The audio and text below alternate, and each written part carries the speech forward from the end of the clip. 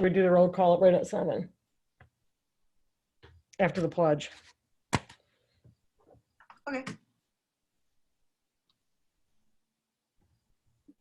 Mhm.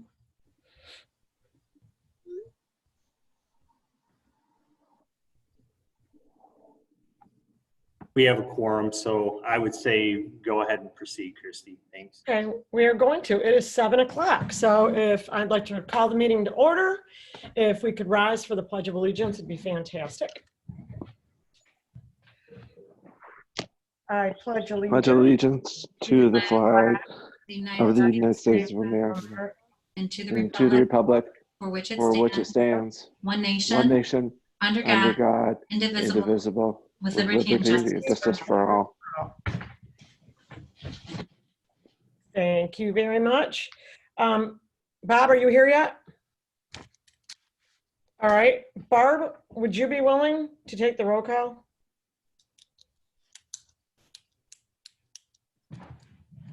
Are you cool with that? I was calling roll call and my mute was on. Okay. Orm, Here. Persky, Here. Klein, Here. Hybor,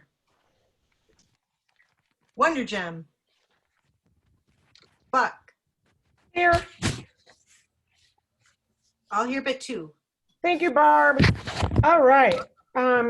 Please note, as a courtesy to the members of the audience, which we have plenty here today, and the Board of Education, please place your audio on mute. I know most of you are on mute, as along with the board members who are not, so turn your cell phones off until you wish to speak. Public will only be able to speak during public comment if you signed up. Any person wishing to address the board may speak at this time. Any person wishing to address the board should sign up through Google document provided, which many folks did. When it is your turn, the board president, me, will call upon you and your ability to speak via Zoom will be allowed. Presentations are limited to 5 minutes. I hate limiting people on time, but I'm gonna have to because we have plenty of folks that wanna speak, which we're so, I am thrilled that y'all are here tonight. I wish y'all would come to all of our meetings all the time because this is amazing to have 91 people. And that really shows a lot to our district and care, concern, and love for our school district. So Hey, I Christy. am going, yes? I think that Jason and Bob Wondergem are in the meeting, but they might not be promoted to panelists yet. So I just wanted to pause and give them an opportunity to get promoted into the meeting. I am here now, so thank you. Okay. I see Bob as an attendee too, so I just wanted to make sure they both had an opportunity to be online. Okay, I was speaking and no one was listening. That was just like my house. Great. Thank Okay. you. Super. Well, we're glad you're here, and I am going to start our meeting with, we've got 2, 4, 6, 8, 9 comments. Hey, Christy, Yes. I apologize. I don't know what was going on with my Zoom, but I was here. I didn't have full control for some reason. It keeps reloading, so I apologize. I was here from the start, so I apologize. Thank you. Thank you, Barb, to the roll call because she did a fine job off the top of her head. So, that's cool. I'm glad you're here. I am really glad you're here. So again, we have 9 comments, 5 minutes each. Let's get going. And so as I call your name, then you will have, I've got a timer, and you'll have 5 minutes to make public comments. A reminder to everybody that typically the board does not make remarks following the comments. So don't think that we're not hearing you. So please accept our thank you for making public comment in advance. And then in addition, we'll do the best we can to listen intensely on Zoom. So I'm gonna start with Blake, Missouri.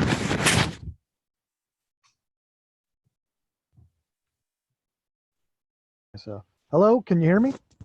Yes. Yes. Hi. I had to push a button apparently to unmute myself. So thank you guys. Good to see everybody, even in a virtual sense. So appreciate you giving some time. I'm going to read from I have my your video, Blake. You could turn on. Do I have a video? Uh-huh. Really? I I don't like see to the option. you. Oh, okay. Shucks. I don't know if it has the ability for that. That's fine. Thank you. All right. But I will, I'm just going to read the prepared remarks. It's a lot easier to read. So again, thank you so much for the opportunity to speak tonight. Normally, we would all be looking at the beginning of the school year with arrested eye and excitement for a fresh start. Unfortunately, for many, this is not the case this year. The uncertainty of our times has created a sense of anxiety in the world of education, and we are not immune to it. This week, the district released its return to learning plan to the community. As we know, some fine-point details are yet to be resolved, like lunch coverage and passing time, staffing, et cetera, along with just how distant we can socially distance in our classrooms. This is still a major concern of the GEA. Last weekend, the GEA surveyed our members, taking a snapshot of their beliefs on the safest return to school plans, which resulted with a majority, 66% of our members believing the current plan is not the safest plan. The question read, if we were to start school today, what plan would you feel is the safest for students and staff? There were 4 possible answers to this. The first one was remote only start, which 47% selected yes. A hybrid, now that was defined as basically an alternating type schedule, which would allow for smaller groupings of kids at 19%. The current plan, as people understood it, at 29%, and then in person with essentially no online option, just full guns ahead at 6%. We had 293 responses, which was a majority, a vast majority.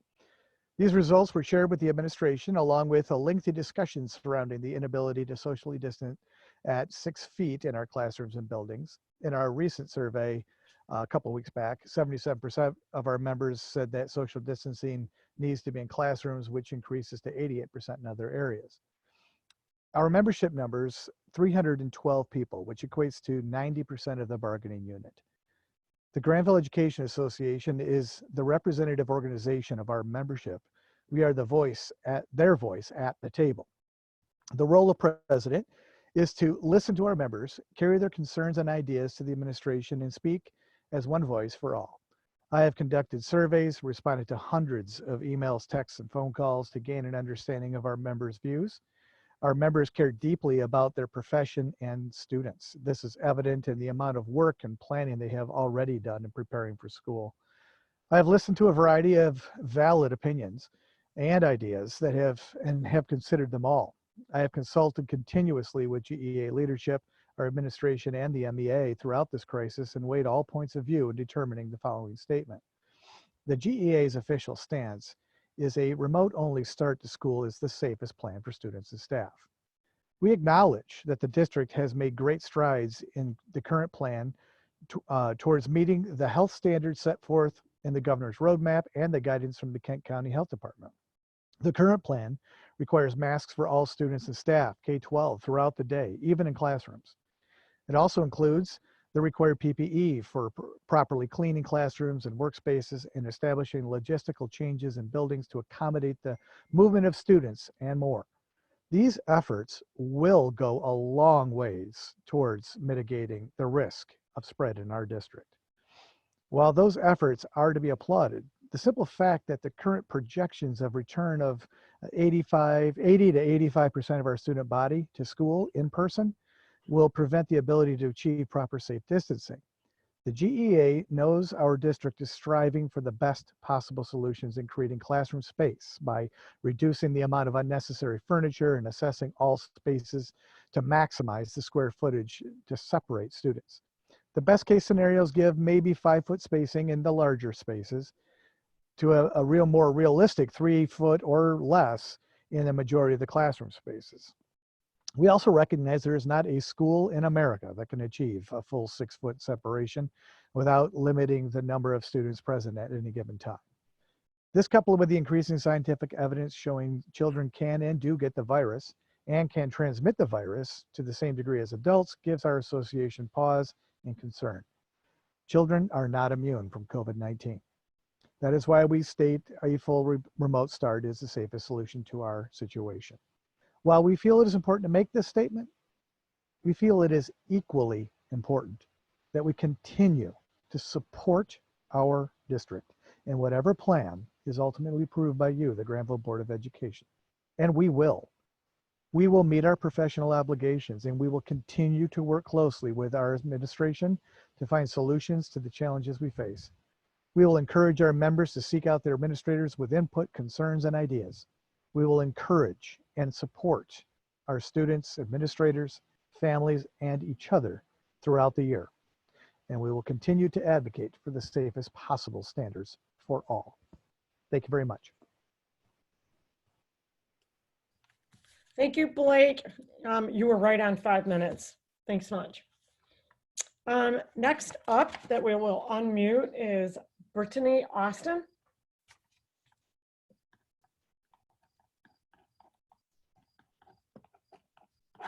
Can everybody hear me okay?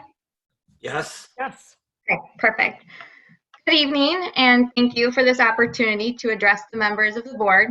I want to start by saying I greatly appreciate our district's efforts and hard work in establishing practices and procedures to ensure the safety of our staff and students.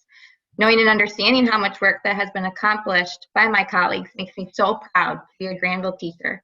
I thank every single person for all the time and thought they have dedicated to figuring out how to return to school safely.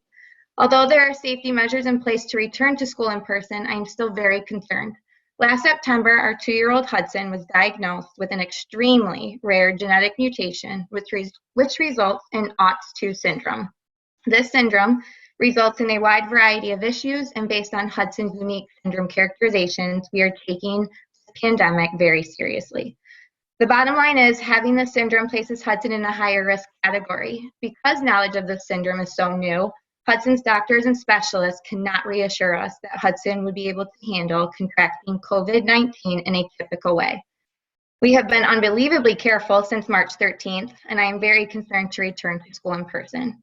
I feel that all of my hard work at protecting Hudson and keeping him home since March 13th is in jeopardy by returning to school in person. I am a dedicated Grandville teacher, and I absolutely love my job, teaching my young kindergarten students at Cummings. But protecting Hudson is my top priority. My husband, Doug, is also a Grandville teacher who teaches 3rd grade. Not only are we both faced with the decision on how to return to school while following safety protocols to the best of our ability to protect ourselves and Hudson, we also have 2 other small children at home. With both of us being teachers, returning to school in person places us in a difficult predicament. As our school year is drawing closer, I've been thinking about every little detail in regards to a typical school day, being a young kindergarten teacher. I ask you to consider thinking about what an 8-hour day looks like and feels like through the lens of our youngest learners, based on the safety practices that need to be in place to protect everyone's health. In our youngest classrooms, our students require us to be physically closer than the appropriate social distancing measures multiple times throughout the day. In order to protect myself and most importantly Hudson, I cannot maintain social distancing if I am addressing my students' needs. I know in-person teaching and learning is the best, but only when safety protocols and practices can be followed 100% of the time in every single situation by all staff members and students. This is particularly difficult to obtain in our younger grades. Because I cannot imagine a day in young kindergarten where I will be able to meet every practice and procedure that has been explained in the Safe Schools Safety Protocol document, I am expressing interest in being a remote teacher instead of returning in person. Every decision I make during this pandemic must keep my youngest safe. Excluding myself from in-person teaching does decrease my family's exposure, but it still does not eliminate the possibility of bringing COVID-19 into our home, since my husband is a teacher too. I truly believe remote learning can be a rich and engaging experience, and I know this because our Grandville administrators and educators have done and will continue to do an exceptional job at designing a remote learning curriculum where our students will receive the best education. It is possible, and it's safe. Yes, remote learning will impact families and cause significant inconveniences, but we are in the middle of a pandemic, and the health of our educators and their families, our students and their families, needs to be the top priority in determining how we return to school.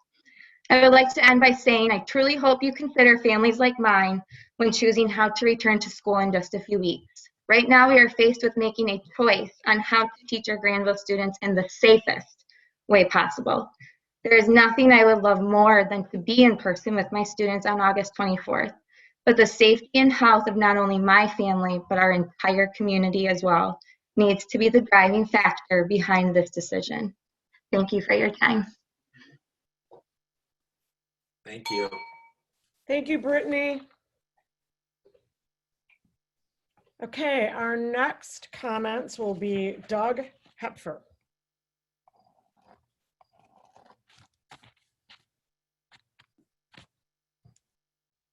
Hi, this is Doug. Can you hear me? Yes. Yes. All right. Hey, this is Doug Hepfer, and I'm one of the coaches of the Grandville High School Robodogs, and I'm also involved with our robotics programs from elementary school all through high school. I hadn't intended to be here tonight, and I'm not speaking from prepared remarks because last evening I spent most of the evening talking to parents about our programs that are running this summer and answering questions about our safety protocols and our record. And two parents expressed the need that said, Doug, you should share what you guys have learned with others because you've been running programs since the 6th of June with hundreds of youth. You've been up close with kids. You've had to deal with masks. You've had to deal with being indoors and being outdoors. And someone needs to be talking about real experience as opposed to different people's opinions. She sent me one of those little meme things this morning that said, a ship in harbor is safe, but that's not what ships are for.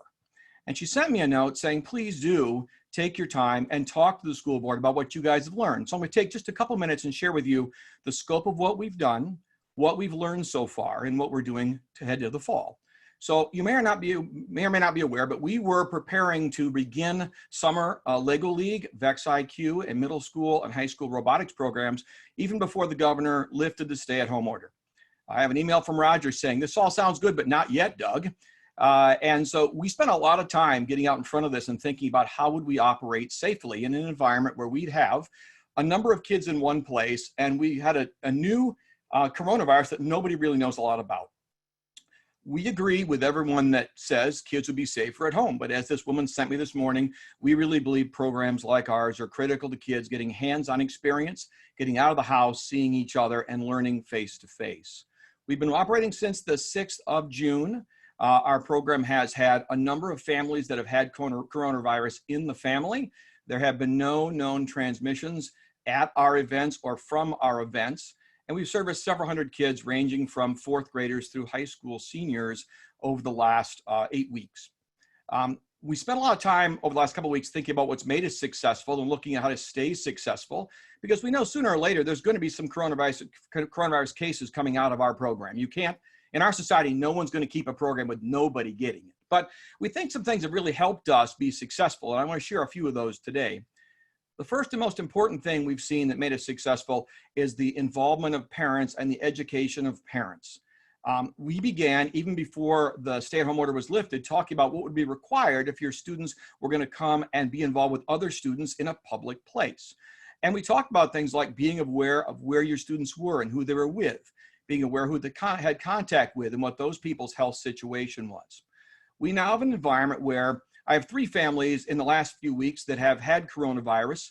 None of those 3 students came to the program they were scheduled for. All 3 families had a student tested within 12 hours of the time they first saw symptoms, and all of them were successful at preventing the spread beyond their family of coronavirus. We believe our #1 success factor so far has been educating parents and students about the need to be smart about who you're around and how to protect yourself. The second thing we think has really helped us has been the fact we operate largely in big tents in the outdoors. We've bought 3 20 by 40 foot tents and run almost all our programs outdoors in the open air. When we're indoors, we're limited to 10 people or less, which really puts a crimp on the programs. We spend almost 100% of our time outdoors. We believe the open air and the breeze is really good for keeping fresh air around people and avoiding breathing other people's exhale. The adoption of masks was important. We went back and looked. We bought our first 100 masks the second week of April. We knew from the beginning that masks would be important, and we began to buy them. We still have an inventory of more than 200 at the Robotics Center. If you're indoors or if you're not socially distanced, we're going to get you a mask on you whether you brought one or not. And we believe masks were an important part of this. I have been involved with at least 200 kids over the last 8 weeks, and I've been on their computer screens with them, and I've been working with them on their robot, and I've been on the ground with them chasing Lego robots. And I've had a mask, and I have not had any place where I've felt unsafe, nor where I've brought home something to my family. I see my parents every week. They're 82 years old. I don't have any desire to bring something back that's going to endanger their health. So we take a lot of precautions, and we're smart about how we handle this. And when you're up close, you wear a mask. We also think that it's been very important to us to do testing of our staff and our campers. We 100% test our staff at the robotics center. So if you're a counselor or an adult involved in a day-to-day camp, you'll get a coronavirus test. Several people have been tested multiple times. We all were just tested again this week, and we all are negative again. So we think there are some factors in being successful. I do want to thank the schools and Roger in particular for his encouragement and support as we tried to figure out how could we safely operate and bring programs we thought were important out and service kids from 4th grade through the senior in high school. So we've had great community support. We've had great parent support. We did a poll of parents that are involved with the robotics program. More than 90% said the kids should go back to school live this fall. And a higher percentage said if the school didn't go back, we should still operate our programs live because they think they're highly valuable. One last thing I'll mention is we've been collecting returnable cans and bottles. I picked some of those up from some of our school board members that are on the video here. Thank you very much for your support. We will pass 700,000 cans and bottles within a week. So it's been an important financial boost for our programs right now as we're spending more money to operate because we have to buy things we didn't normally use. But I will tell you, we believe we've learned some things about how to operate safely, how to bring kids together in close contact, and how not to spread coronavirus. Thank you. Excellent. Thank you, Doug. And I got to say, I just dropped more cans off 2 weeks ago. So I encourage people to stop by. It was kind of easy. Anyway, thank you very much, Doug. Next up would be Holly Ashley. Hello, everybody. Can everyone hear me? Yes. Yes. Awesome. Well, my name is Holly Ashley, and I teach 6th grade at East Elementary. I want to start by thanking everyone for their hard work and determination while planning a safe opening this fall. We are living in unique times that require careful planning and deep thought. I do not envy the position that any of you currently have. Grandville Public Schools has clearly been working hard to take part in systematic planning to ensure the safety of staff and students alike. However, we still have a lot to do before we can safely open this fall. As a teacher in the district, I have been working hard to stay up to date on the state's recommendations, the CDC's recommendations, and the guidelines released by Grandville Public Schools. After reviewing these documents, I was anxious to get back into my classroom to ensure that my students would have a safe environment to return to. I was optimistic that I would be able to achieve the 6 feet of social distance, or at least the 3 feet recommended by the district. I went into school this weekend, and after over 2 hours of moving furniture, I nearly cried at the reality I'm currently facing. I have removed all of my personal furniture from my room, all the extras. No more read aloud chair, no more cozy reading spots, no more group work areas. All that is left is tables, chairs, my desks, and a single bookcase. Not only does it look very bare, but the best I could do to social distance is not enough. My classroom currently has partners sitting 6 inches apart, with tables separated on average of 2.5 to 3 feet. This means that every child is very close to at least one other child. My classroom furniture consists of 12 trapezoid tables. Last year's 5th grade class averaged 25 students. This morning, Anna, my principal, said that currently 85% of East students will be returning this fall. That means that my classroom will seat roughly 21.25 kids. This means that at least 18 students will be 6 inches from another student at a single table. Just 6 inches.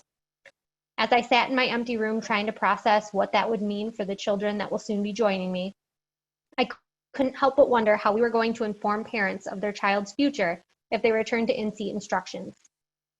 Parents know the guidelines that we are working very hard to achieve, but they may not know the exact reality that is within each classroom.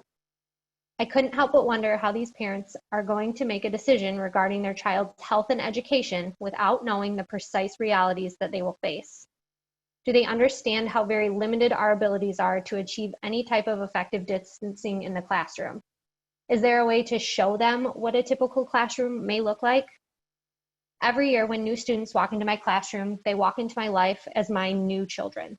I care about these young people as if they are my own, and I work hard to ensure that I am always doing right by them their parents, and their futures.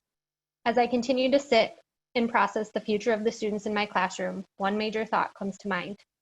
How can we help parents understand how our classrooms will look? Yes, we can try our best to follow guidelines that we have drafted. But our best, is it good enough? Will our best be enough to keep kids, staff, and parents safe? I am almost brought to tears by the fact that 6 inches is my best. This is not enough. Every teacher knows the importance of well-planned routines and procedures. We spend years perfecting them, weeks teaching them, and countless hours practicing them. Solid routines, procedures, and protocols are the cornerstone to a successful and safe classroom environment. Will we have all of these in place by August 24? Will every teacher be secure in the district's policy to help stop the spread of COVID-19? The consequences of staff and students not following proper social distancing are potentially devastating. The routines and structures that we put in place this year are exponentially more important than they have ever been. Our actions today will determine the health of our students. Social distancing is what we need to keep kids safe. 3 feet is pushing it. 6 inches is unacceptable. I fear that my best is just not enough. I would like to end by inviting you to come and visit my classroom in the coming days. I think it is important to see the new reality that awaits our Grandville students. As you know, it is one thing to see pictures and talk hypothetically about what school will look like in the fall, and it is quite another to come sit in a classroom that will house the future of our community.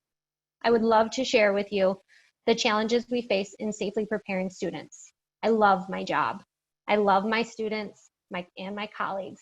That is why I'm frustrated that I feel I cannot provide the safest possible conditions for my students. Again, thank you all so much for your hard work and dedication. Grandville is an amazing community with strong leadership. I have faith that Grandville Public Schools will do what is right. They will do whatever it takes to ensure the safety of each individual. Thank you, guys. Thank you.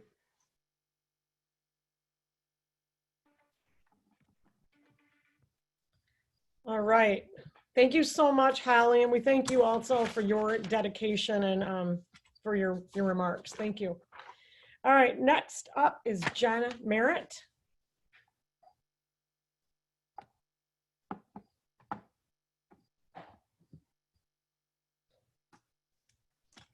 Can everyone hear me? Yes, we can. All right. Good evening, and thank you for this opportunity to address the board. Your dedication to our district and students is greatly appreciated. My name is Jen Merritt, and I am a kindergarten teacher. I also am a mom of 4, with kids entering 9th, 8th, 6th, and 4th grade. My husband also teaches 5th grade, so our family represents a variety of levels of education. As we approach the start of a new school year, I wanted to share a thought with you. A very wise man once told me, life is nothing but choices. The choices you make ultimately create the individual you are and will be. So tonight, as we gather in community and discuss what choices school will look like in Grandville this fall, my hope is that all of you ask yourself this one simple question. What is the safest way to return for student, staff, and the community of Grandville? I know a lot of thought, time, and energy has gone into summer in preparation to welcome our students back. And for all of those that have been part of this process, I greatly thank you. However, when we open our doors in a few short weeks, is everything that is included on paper for safety procedures feasibly possible to actually happen? With the best of intentions, as educators, we are all well aware of having a lesson plan outline and then actually teaching the lesson. From many years of experience, I can honestly say that there has not been one day of teaching that has followed a written, scripted plan. Therefore, I ask again with a choice. What is the safest way to return? If we are to return and able to be together, have we truly given thought to walking a day in the shoes of our students? With all the new guidelines, are our students ready to face the new landscape of an in-person school day? For those that have been and are thinking that they're returning to what school used to be, have we clearly communicated that this will be different, a lot different, not just different for a day or two, but different as the new normal for a period of time?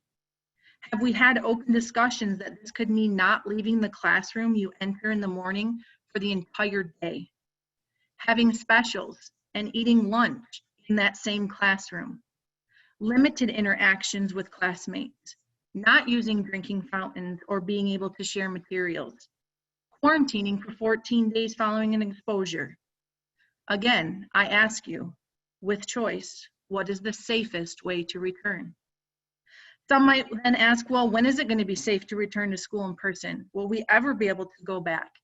And I understand and welcome that thought as an educator, and simply will read you a definition. Pandemic, an outbreak of a disease occurring worldwide or over a wide area, crossing international boundaries and affecting a large number of people. We are still in a pandemic. To conclude, I leave you with the thought that Grandville Public Schools has a choice to decide how to return this fall. This one choice will ultimately make many other choices. It could very well directly impact your own family, friends, and community. Whether we choose to be proactive or have to be reactive is in your hands. We all know that students thrive on routines and consistency. Let's think carefully before we answer, what is the safest way to return? Thank you for your time. Thank you, Jen, very much. Kyle Anderson.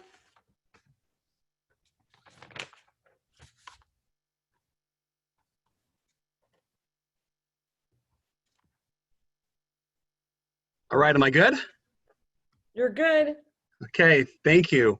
My name is Kyle Anderson, and this is my 15th year teaching in Grandville Public Schools. I'm currently the Image teacher for academically talented 3rd, 4th, 5th, and 6th graders. I want to preface what I'm sharing tonight with thanks to our board and administrators for their ongoing work in these difficult times. I've seen that time and again at all the meetings that I've attended in these past few months, and it is so appreciated. Mr. Persky spoke at the last board meeting to this, and that is when the safety of in-person teaching and learning are discussed and decisions are made about it in a virtual environment like the one for this meeting tonight, the optics of that are mixed at best.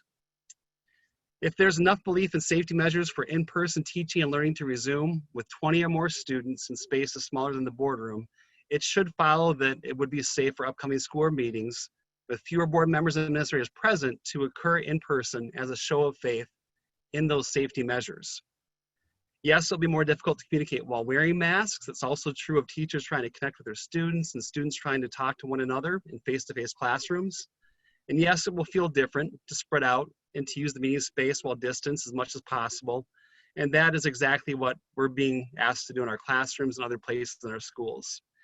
And this is not a suggestion to take undue risks, but a suggestion to demonstrate that there's belief in the efficacy of our precautions and confidence that meaningful communication can occur while taking these precautions.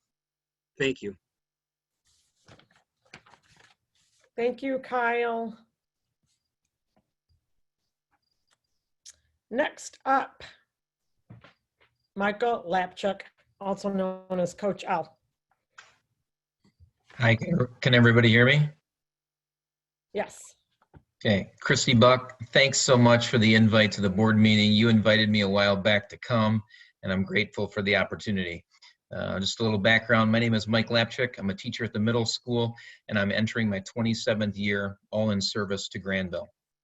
I know the public comment is supposed to be limited to 5 minutes, but if I go over just a little bit, I hope you would honor me with that couple extra minutes for the loyalty to the district and the fact that I'm representing all those who may not have the will to speak up. I do not represent myself, but all those teachers who have concerns with our return to school plan. I also represent the electives and specials who have some specific concerns about the return to school plan. We'd like to start by saying thank you to the Grandville administration, board members, and all those who made it possible to continue to financially support the teachers during the most recent online schooling in the spring. That gesture is not taken for granted, and we appreciate you. Just a brief background. Mr. Vandervelde was my 6th grade teacher, and he set a standard for me and was my early role model. He taught me how to be a young man and how to set goals. Then in middle school, Miss Norden was my phys ed teacher and changed my physical self. She taught me to take pride in my health and well-being. Those two people planted the seed of education, and I knew at a very young age that I was going to be a middle school physical education teacher and that I was going to help young people be better versions of themselves. Those teachers transformed the overweight, fatherless, poor kid from the inner city into a motivated, conscientious, and courteous young man. I share a bit about my story because I want you all to know how important teachers are. The role that we play in a youngster's life is, in some cases, life-changing, like it was in mine. Teachers are valued, respected, and our district tells us this often, how much we are valued. For that, we hope that you might consider adjusting the current back-to-school plan. Grandville is bursting at the seams, and a bond was passed and plans were put in place to build new buildings to deal with the growth. We are growing, dynamic, and one of the premier districts in the state. 14 of the 15 largest school districts in the country have back-to-school plans that are online only and will offer this type of plan until the pandemic makes strides in testing, funding, and better containment. As a district, we are not testing staff, teachers, bus drivers, food service, or students. We are opening our doors to interact with each other on a daily basis. For the last 5 months, we suspended all school activities and functioned online. But now the calendar shows an August report date, and we are opening doors because parents want us to tend to their children. As teachers, we all want to be in person with our kids because of our relationship skills, and that's what we are experts at. And in-person instruction is what we know is best for kids. Yet during these exceptional times, we may need to reconsider. We all see people on TV not social distancing, and we get frustrated at all the parties, the pool parties, the venues filled with people who are not taking precautions. But we are planning to bring 700 plus students back to the middle school with limited ability to social distance, no testing, and some kids who will be able to go without masks. When you watch the success of the National Basketball Association season and their bubble, you see how their intense precautions lead to success. On the other hand, the Major League Baseball model is under scrutiny now because cases are breaking out and the season is in jeopardy. We are planning for the same model as Major League Baseball, yet we aren't testing anyone. We are opening our doors and then sending everyone back to live in their homes just to reconvene the next day. Without a political take on any of this, when Governor Whitmer closed things down, she was ridiculed and scrutinized. She knew that the facts, the cases, and the inability for all to stick to the precautions would cause cases to rise. Now, people's perspective on how her approach has changed. Michigan's take was, do we want to be first or do we want to be right? Grandville could be the first to go back in person, but do we want to be first or do we want to be right? An adjusted approach to our current plan may be questioned by parents, but it is important to remember that we are an educational entity, not daycare. We have publicly presented the idea that we are going to get as close as we can to 6 feet of social distancing. But those teachers on the front lines, and some that have already spoke tonight, that are in the classrooms know that the current design of classrooms in the middle school do not lend themselves to this reality. My wife and I made a commitment a long time ago to dedicate our lives to other people's children. My time, effort, and all of my being has been to help young people be the best version of themselves that they could be, just like Mr. Vanderbilt and Miss Norden did for me. Never in my wildest dreams did I think that I might be at risk or putting myself at risk for actual life loss and for other people's kids.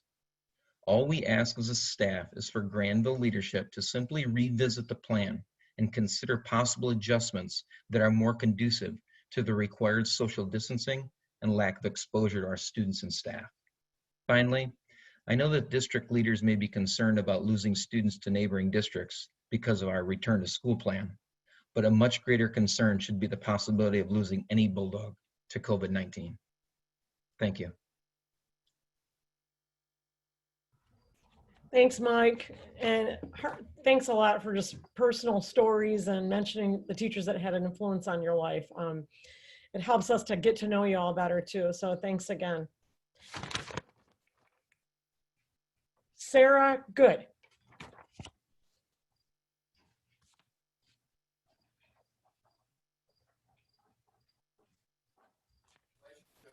All right, hello everybody. How are you? Good. Hey Sarah, nice to see ya. Nice to see you too. I always see your kids when we go to Tippy Cow. I always see Oh, showing your face. What's that? Thanks for showing my face. Sure, no problem. Yes, this has been our spare bedroom slash teaching space for my husband and I the last several months. So, all right. Good evening, and thank you for the opportunity to address the board. My name is Sarah Good. I am about to begin my 17th year teaching orchestra at Grandville Middle School.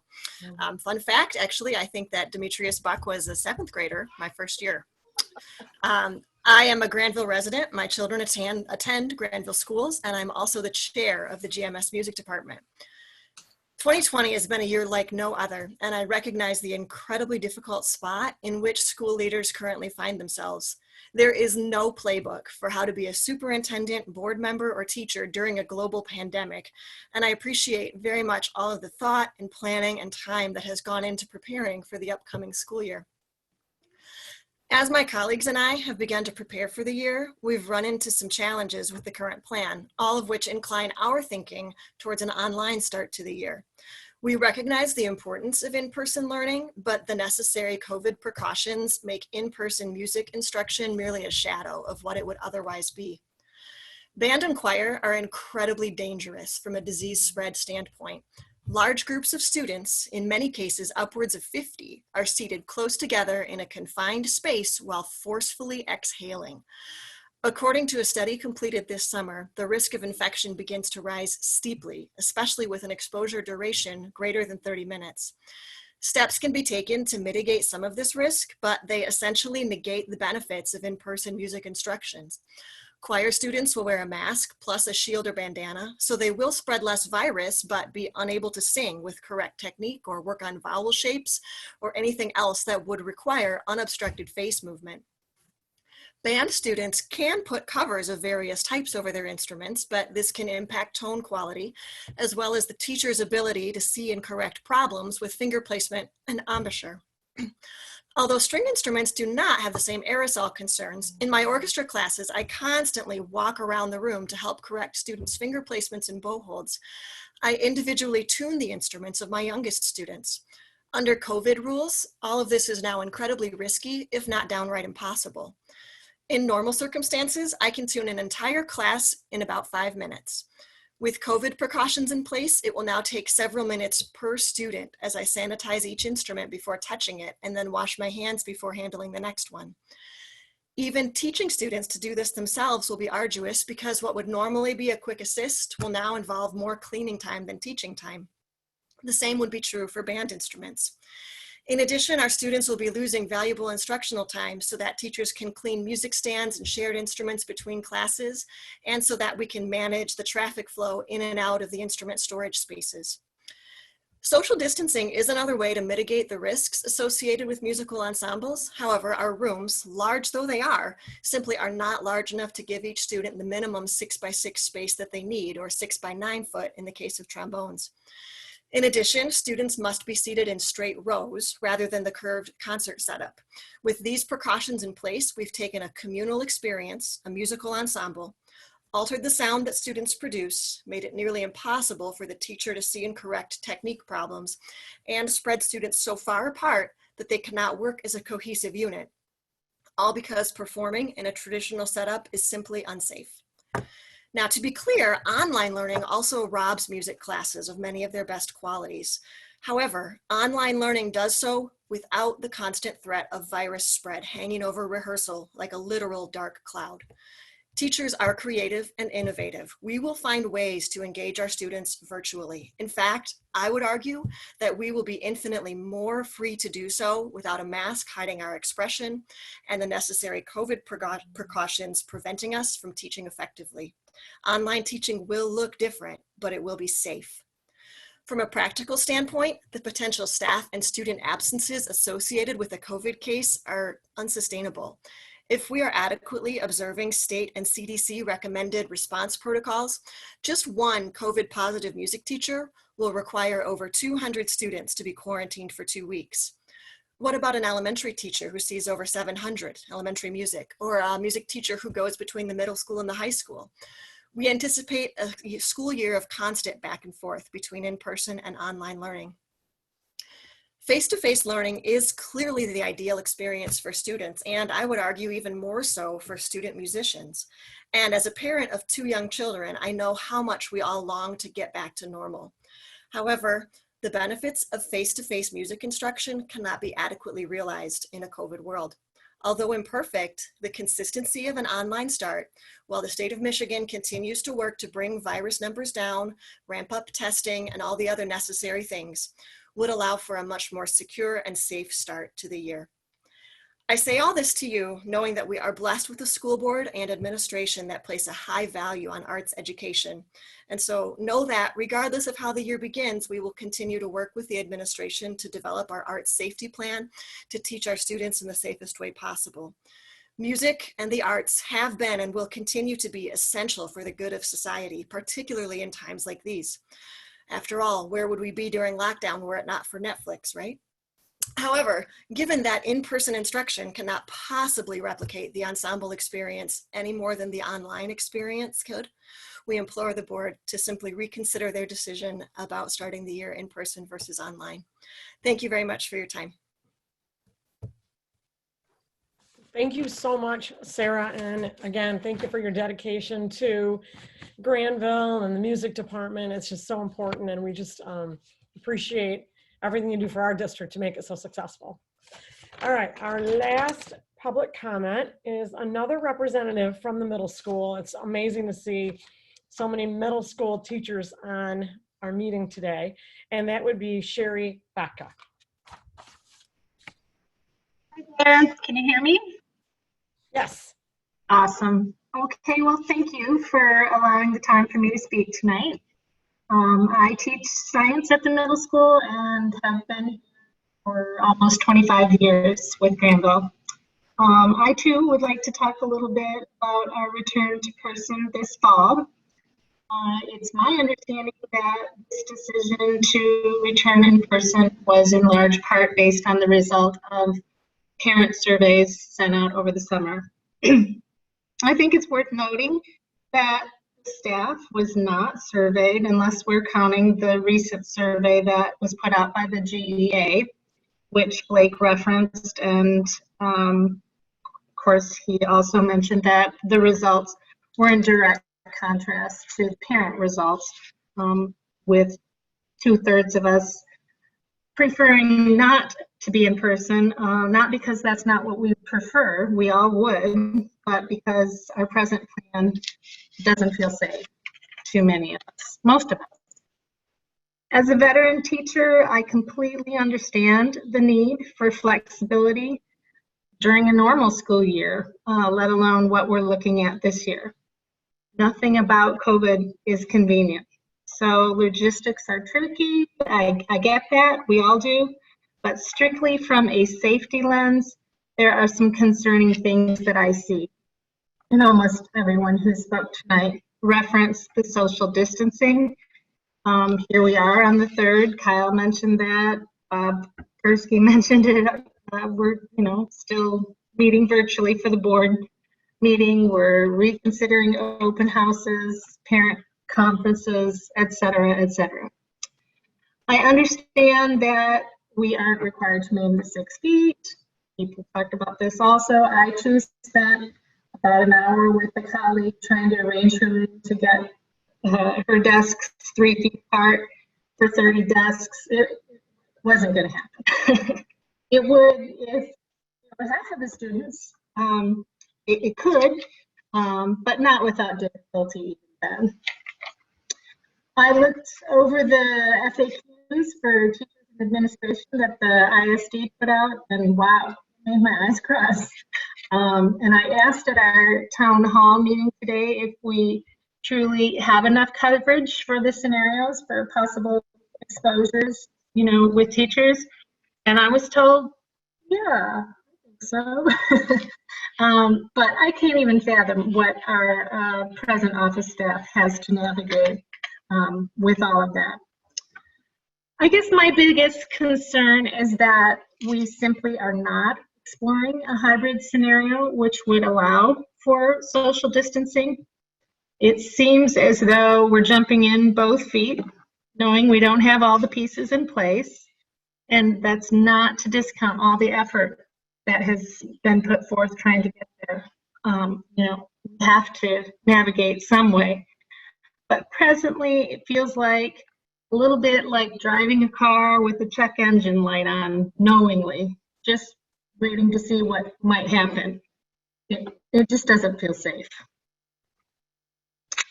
That's all I've got, but thank you so much.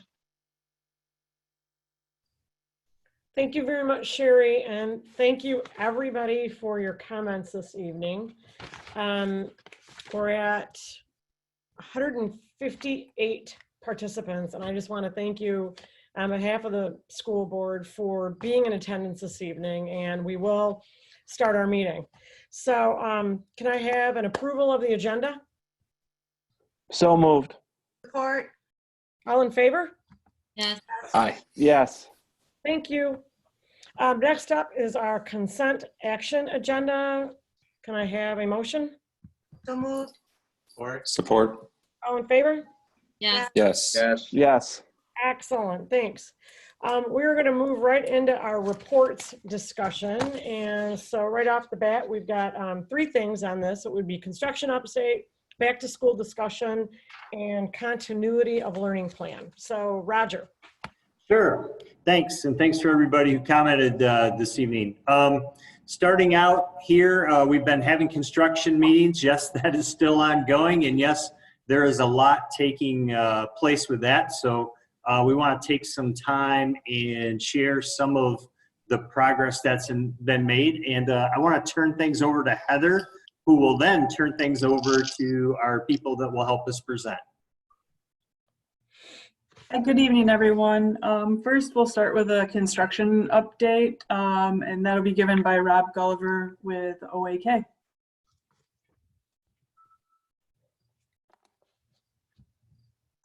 Thanks, Heather. Yep, as Roger said, we've been very busy this summer. I know last time we met, we kind of touched a little bit on everything that's been going on. At the high school, our fire alarm installation is now completed. The pool improvements, all of our finish upgrades and lighting are all done. We'll be starting up the new unit, new dehumidification unit here in the next couple weeks.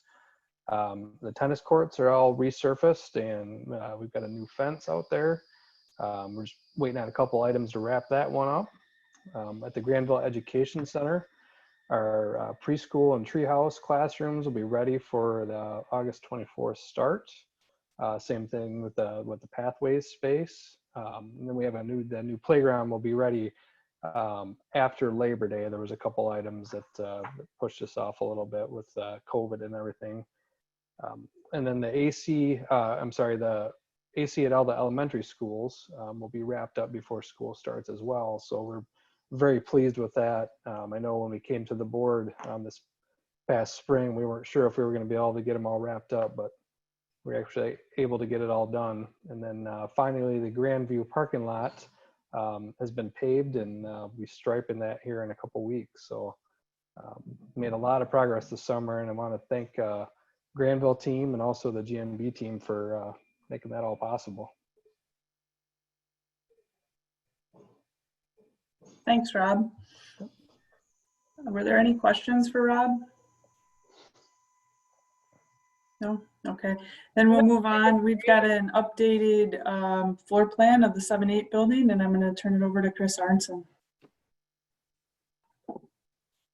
Good evening, everybody. Good to see you all. So we just wanted to do a quick overview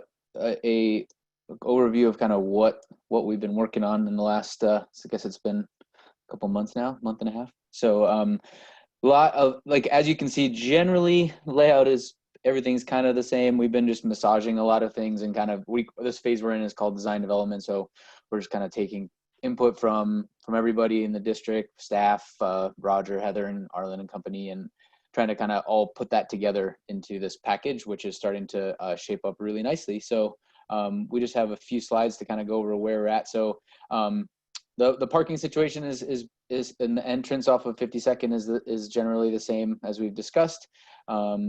We have the same entrance coming off of Canal with the bus loop and some parking here off of what's going to be the entrance to the robotics area. And then I can also annotate, so that should help. And then we've started to develop the kind of this playground area to the south a bit more. And after some conversations with the fire department, we're starting to kind of understand exactly what their requirements is. They do require that they have access to get around the whole building because of the height of this 2-story academic wing.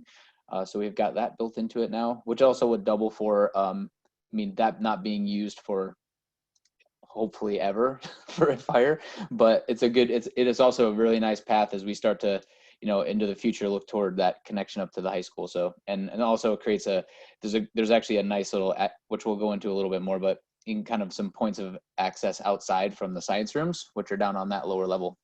Do you want to go one more? Are we supposed to be able to see? I don't see anything. Are you sharing something? Oh, sorry. Can you see Heather's screen? I can see it, Jason. I can see it fine. I can't for some reason. I just see I'm sorry. Chris talking. So, sorry about that. Which, Chris, you're doing a great job explaining it. It would probably be helpful. Yeah. He's trying to cut out 1,000 words, Jason. I'll describe it more in depth. Okay, there we go. All right. Good? Yep. Okay. You can jump to the next one, Heather. We'll get a little more, we'll start zooming in here for everybody. And then what we did too is, as we go in, we've done zoom ins of the academic wing and kind of each quadrant. So the gym wing, the kind of the arts wing, and then the entry, so that you guys can see a little bit more in depth, and we can kind of get into it a little bit more. But so zooming in a little bit more, as I was talking about, this is the basketball hoops out onto the south side, some grass area, which they would be direct access from the commons out to that area, as we've discussed previously. We will have this is that path that I was talking about for the fire truck. So I think it does aid in people having deliveries down to this gym area that can be used during that time. But also, again, a path around the building, and we're trying to do it as smart as possible. So trying to keep down the paving to a minimum, so there'll be 2 stripes basically for the truck to live on. We are also I wanted to also touch base on a few points that we did bring up previously, which we'll get to more. But we have been working with our acoustic consultant to make sure that we do have isolation, to make sure from the music side to this playground area. And one thing that did change is, as we started to look into how this gym space would also integrate more with the robotics, there is now a event entry onto the gym side for the robotics, and that's partially to allow access to that gym space without having access to the rest of the building during that time. So it's kind of a safety and security measure. It's also I think it helps just the function of the space. So if there's a community event, there's direct access to that point. But then there's also the use for the robotics folks there. Heather, you want to jump down to the next one? So this is the kind of the overview of the main floor, which I think we can probably go down to the zooming into the next group. That'll probably be more helpful for everybody. So this is the kind of the full, we can stop on this one for a second, but so one of the main differences that we have from the last time is we're figuring out the best way to get the competition gym and a space for the robotics competitions to happen. So the model that we've settled on is a kind of a side-by-side setup. So there'll be kind of one big kind of competition gym if need be, which would house about 1,800, 2,000, around 2,000 folks. And I think that can double as again, community event and when the robotics group is using it, this is a great, they'll have this blue area kind of represents where they could kind of take over while you still have access to the main competition gym. So there's kind of, we're just trying to keep this idea of flexibility built in and constantly keep the space adaptable to everyone's use. The auxiliary gym used to be in the middle. It is now shifted over to the east. And that was in response to somewhat of the kind of idea of trying to get the robotics and the competition gym to work more efficiently, but also in response to some comments from staff in the middle school, that auxiliary gym would be used more for some of the kiddos coming down from the commons, and it'll be more directly accessible from this academic wing.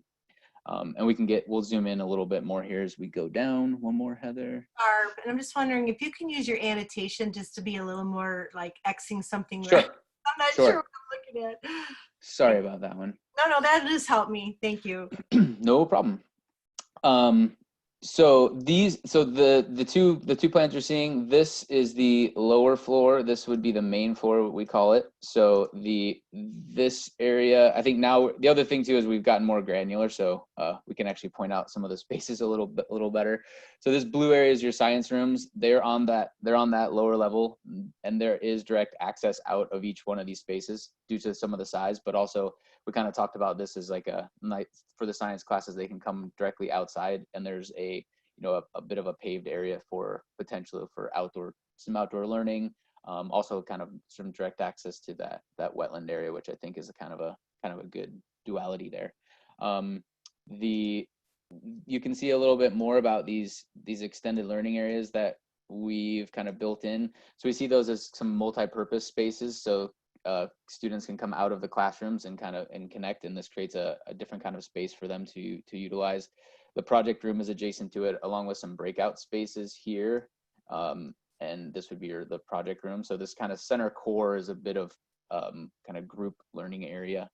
It's kind of the highlights of that area, and then obviously the kind of the end of the north end is would be, you have views out to that north of the wetland. I think every room have good kind of nestled into that wetland area, so it'll have be kind of surrounded by the woods, which is really nice. The main floor is mostly kind of classrooms on the perimeter, and this is basically the layout of this is massaged a little bit, but generally has stayed the same. So we've been basically just working with staff and with Ken and company to make sure that we're moving things around a little bit to accommodate exactly their needs, and also kind of staying within the kind of the boundaries of what we kind of already set up. So, and that's been going really well. Go down one more. So these are we've kind of looked at these a little bit. So this main level, what we've done is the track used to, one of the nice things too that's happened is this pink line highlights the track. So which can be accessed from multiple points along this corridor. And the track space is now kind of, it's all kind of surrounds that big competition space. So one of the nice things too is like, if people wanted to stand kind of around the outside of the track and look down, that's a possibility. And then as you think about a robotics event happening here, or even a big basketball tournament, there is also the ability for kind of this mixed use on the multiple levels. The idea is this would also have some windows down into the robotics space to the west here. And there's also a set of bleachers here on the upper floor to kind of look down into that robotics area. And then this is that entry off of the main level into that space separately.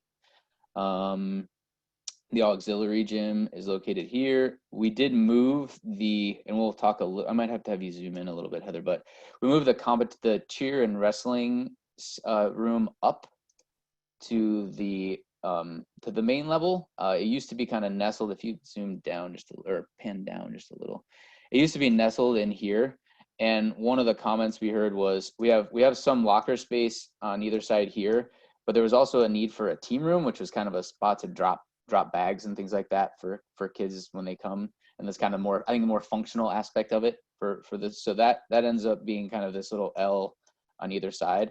And what that did do is create another kind of classroom space on that lower level, which would have glass into this auxiliary gym, which could be utilized for a variety of different purposes there.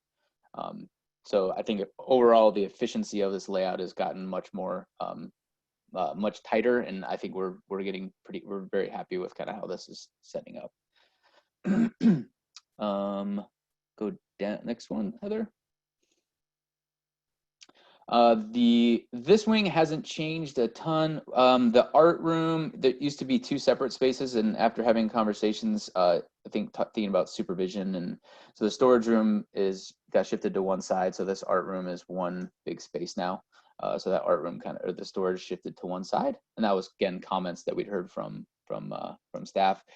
The theater classroom, we've had a lot of conversations about that. That would basically the existing middle school stage would basically fit inside of this room. So I think a lot of the conversation is, can the space be utilized to practice now that you're not going to have a full auditorium, and this space you're not going to have the kind of the side to kind of walk off that stage, but as a kind of a typical like theater classroom space, it would set up nicely for that purpose. So and then based on some comments, I think it may have been some board comments too, but some from the music staff, these rooms grew a little bit. So the choir, the band, and the orchestra rooms grew a little based on our last few meetings, and some of those office spaces have been tweaked a little bit based on comments that we heard.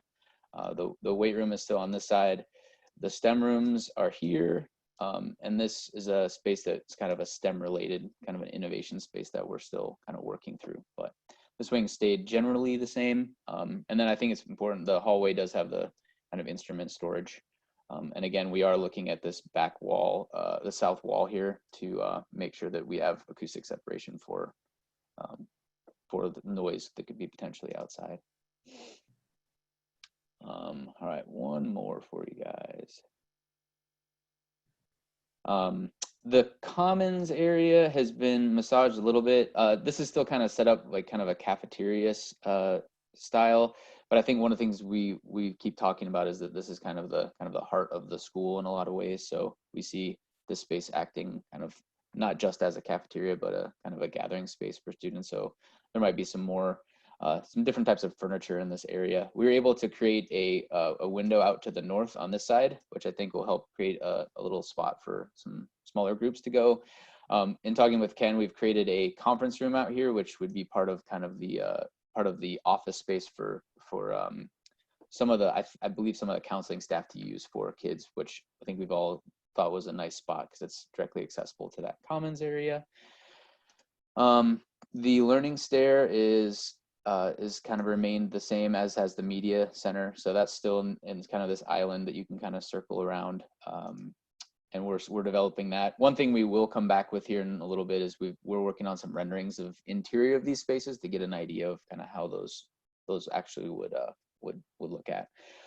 We have a preliminary layout from a kitchen consultant for the kitchen area. So this is the kind of dock area, and then the actual servery and all the kind of the back of house kitchen elements. And then we've had this space is the kind of the office space and kind of the main entry into the building. And we've had a lot of conversation with staff there to, you'll notice that there's a door. This is kind of separated from the main office area here. And I think what's important there is that the idea is that we were talking with them early on, the counseling staff, and they wanted to make sure that as kids moved into that space, we've designated a specific spot for them to be kind of sitting and waiting to make sure they're not just sitting in a hallway and they have a comfortable spot to be, and they all have direct access to counseling staff. And we've done quite a bit of work with the staff to kind of make sure that that's is functioning as well as we can. So I'd say that's kind of a big overview of kind of what we've been working on. Again, the footprint of the building hasn't changed. We've just been kind of adjusting things on the inside a bit here, especially in that kind of gym area. So happy to answer any questions. Hey, Chris, question on the parking. Yes. I'm looking for like a reference compared to other schools that we have. So, we're looking at this being tied in with robotics, and there's access to the high school, but how many spaces are you making available if this were event only? What's the count? I think I have to double check that for you. I think we're around 350. on this side, and then I think 120 over here. I need to double check that for you though. Okay. So the idea is that we were thinking that if there was a big event, that people could enter in and kind of come across that commons area into this space. If it was a big community event. Again, the idea is the academic wing could be closed off. So we've kind of always had that as kind of the flexibility part of our guiding principles. So I think the building's a bit adaptable to whatever event that it kind of needs to handle. So. Okay. Thanks. But I can get you those hard numbers for you. And to chime in, if it were say national event with many more people, we would utilize the parking lots from the high school. We more than likely would shuttle from those. Can I ask Well, I guess, questions? Roger, where I was trying to take that is, assuming the high school would be the alternate, right? That's your secondary. It's just access from the high school, the most logical high school area to this if you were to walk it, is where I'm trying to take that. Mm-hmm. I've got a couple of questions. Sure. I'm going to put my retired band director hat on for a second here and ask you some questions about the music area. Mm-hmm. If you can go back to that screen for me.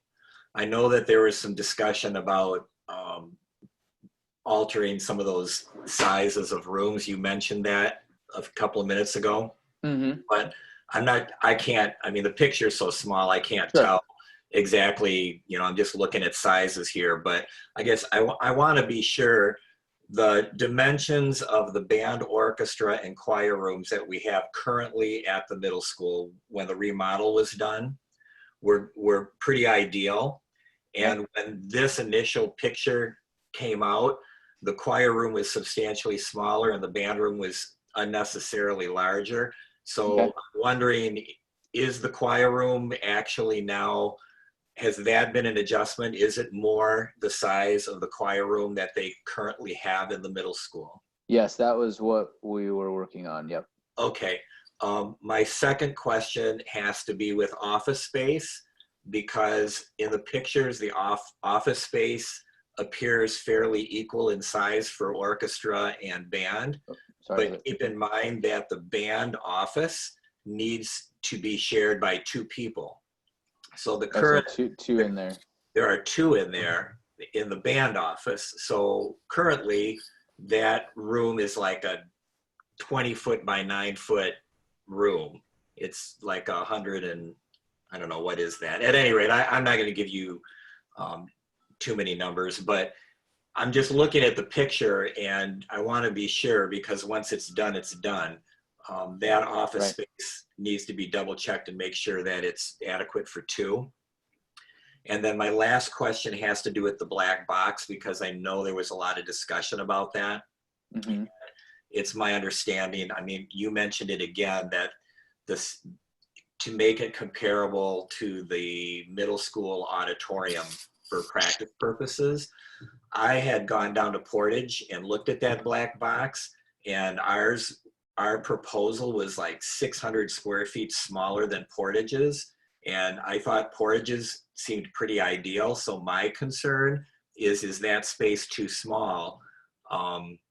If you've talked to staff, if they're comfortable with it and everything, then that answers my question. But I just wondered if that space changed in size at all after the second conversation.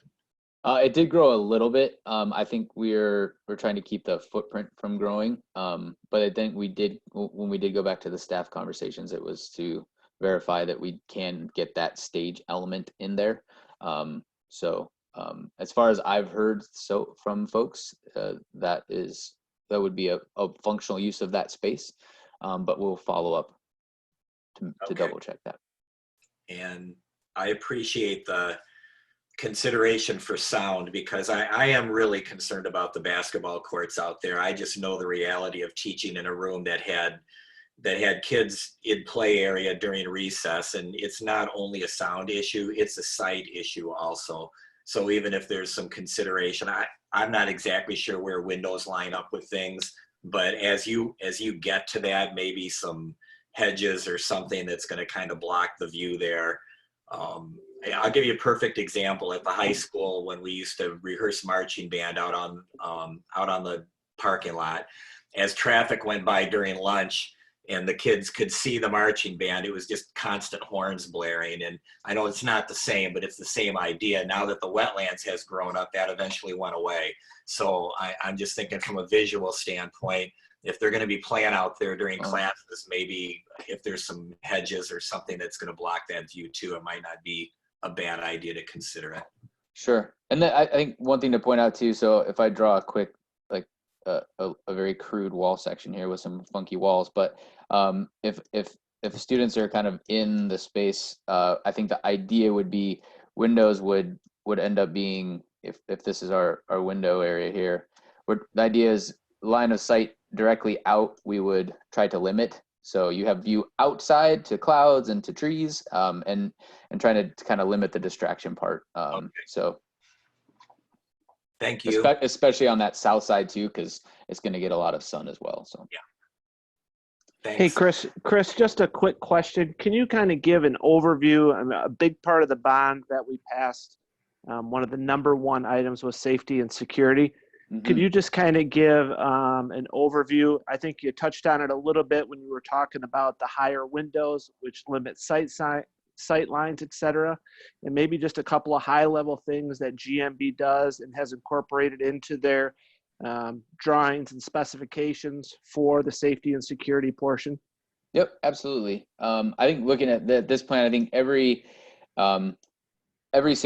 entry would be secured. Kind of what we've worked with, how we've worked with Grandville in the past, for example, at the GEC is all glazing, like typically below 7 feet is a security glazing, which is it's a special glass that's it's a little bit more resistant to anybody trying to break in. It's not bulletproof, but it could withstand a bullet. I think Chris, you might be able to help me explain that one a little more, but the idea is, and that's kind of what we've been, as we start to think about how the entrance point. So there would be the entrance off of the west side is more of your bus entrance. So, and again, I'm talking to, and working with Arlen, maybe Arlen can chime in too, but the idea is that these would be scheduled, door openings so that they're not open all day from the outside.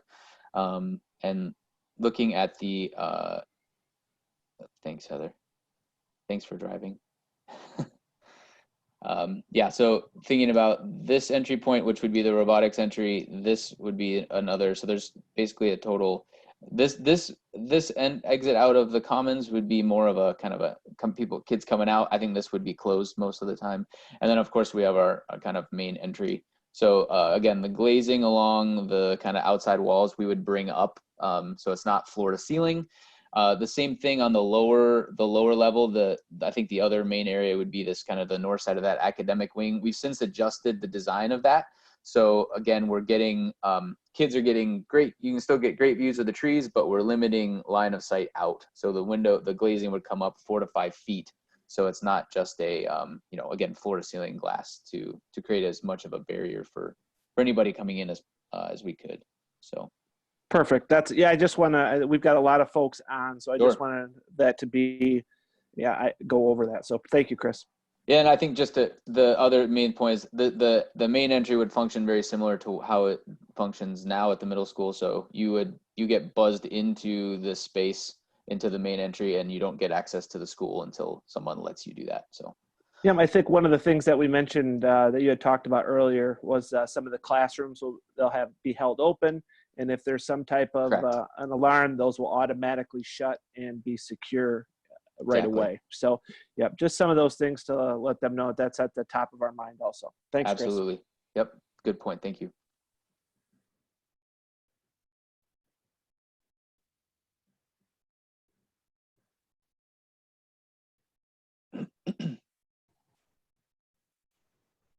Any other questions for Chris regarding this? Oh, I appreciate all your time. Thanks, Chris. Thank Appreciate you. it. Thank you, Thanks, Chris. Chris.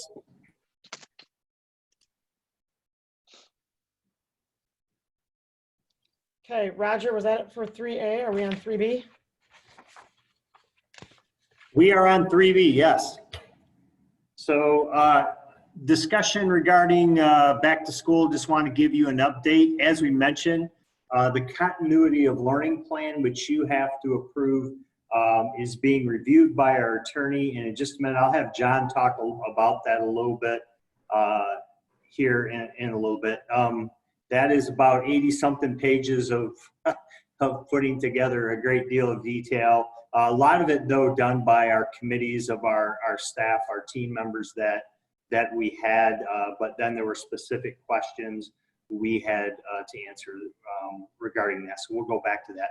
I wanted to clarify a couple things. And again, very appreciative for the public comments and to hear from people as always. Just want to clarify board meetings. Board meetings are very different. We would like nothing more than to be in person.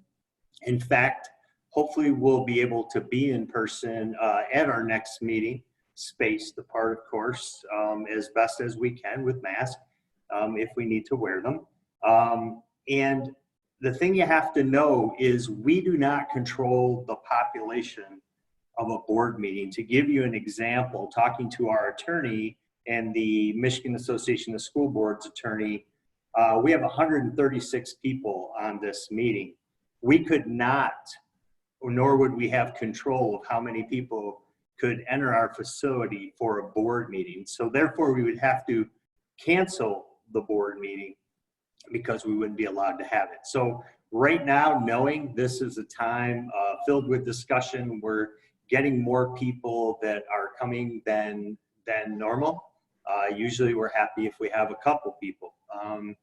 We know this time is very different. We can't control, nor can we deny people the ability to come in, and that would create a huge congregation of people, and we wouldn't be able to follow any kind of process and procedure. So that is why we did that.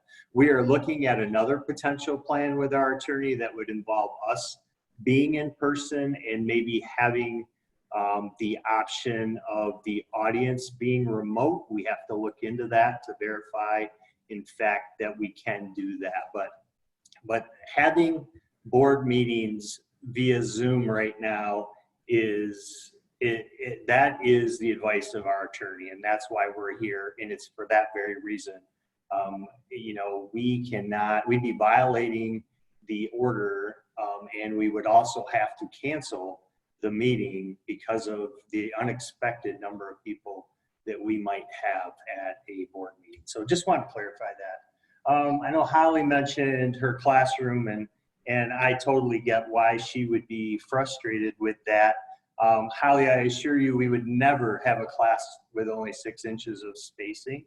And we, in fact, our principals are going through spaces, and we are looking at spaces, and we're going to have to, if we do, you know, if we are faced with the experience of in person here, we are going to have to look at that and look at all spaces within our school and look at how, to the best of our ability, we're able to get as close to 6 feet as we can. Just a reminder, and I know this was already mentioned, but 6 feet is a strong recommendation. I agree with Blake that I don't think any building in America was designed to be 6 feet apart, but can you get 5? Can you get 4? Can you get as close to you know, as much space as possible while wearing masks? And we are working hard to be creative with that. When you look at the back to school plan that was created, it was created by educators, it was created by health officials, it was created by the MEA president, it was created by administrators and business people. That plan was created, signed off, and it is the plan that in our continuity of learning plan, which we'll talk about in a minute, we have to address every single phase that is in there. Currently, our state is in phase 4. And when we look at phase 4, it lines up great with what we had been planning since June, to have we knew having an in-person experience it's the best thing for our kids, because it's education done by, our greatest asset, which is our staff. We knew that part. We didn't know how that would shake out as far as any recommendations or requirements we'd have to follow. We knew we would need a robust remote presence. And I think we've talked a lot about that. We've had people working on taking the what and the when, what we teach and when we teach it, and really look at a remote presence. We have fabulous instructional technology guys in Jason and Chris, and they've been doing a phenomenal job creating professional learning experiences and a nice checklist of competencies or things that our staff will really have to be proficient in to do a good job in that remote world. So our world's been in phase 4, not knowing whether, and still not knowing whether we will be in phase 4 or phase 3 as we enter school. So when you look at the current phase we're in, phase 4, you look at the ability to have in-person learning, remote learning, in-person learning with requirements and strong recommendations. Of course, our process, procedure, and PPE team worked very hard to say, okay, we're in phase 4. What are those requirements that we have to put in place? We've done that. What are the strong recommendations? Because we believe, and we've done so, I commend them for having safety measures not in the plan that, or take it even a step further than what we were asked to do. Things like the mask, as were mentioned. There's a lot of, washing in, washing out, things like that have been discussed. So those components are there. The spacing piece, and we've been transparent. If you look at my letter on Friday, I told parents that we cannot say 100% of the time that we're going to have 6 foot of spacing. That is the recommendation, the strong recommendation that's in there. Not a requirement, but a strong recommendation. We cannot meet that. And when we don't meet it in the continuity of learning plan, we have to be very clear why we cannot do that part of it. Our principals are looking at all spaces. And when you look at classrooms from just traditional classrooms that we've had, number one, we do not know, while we have about 20 to 25% of our parents who have chimed in so far, and yes, many of them have 2 or more kids, so that's a lot more kids than that 1,165 that I'm looking at right now. They've chimed in. We still have more.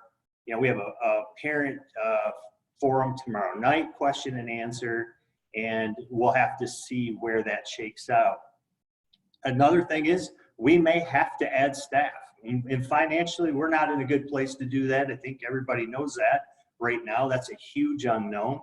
But if we are going to get spacing and we can utilize spaces, other spaces that typically weren't classrooms, then we're going to have to look at that as well. We did look at the other, a hybrid model.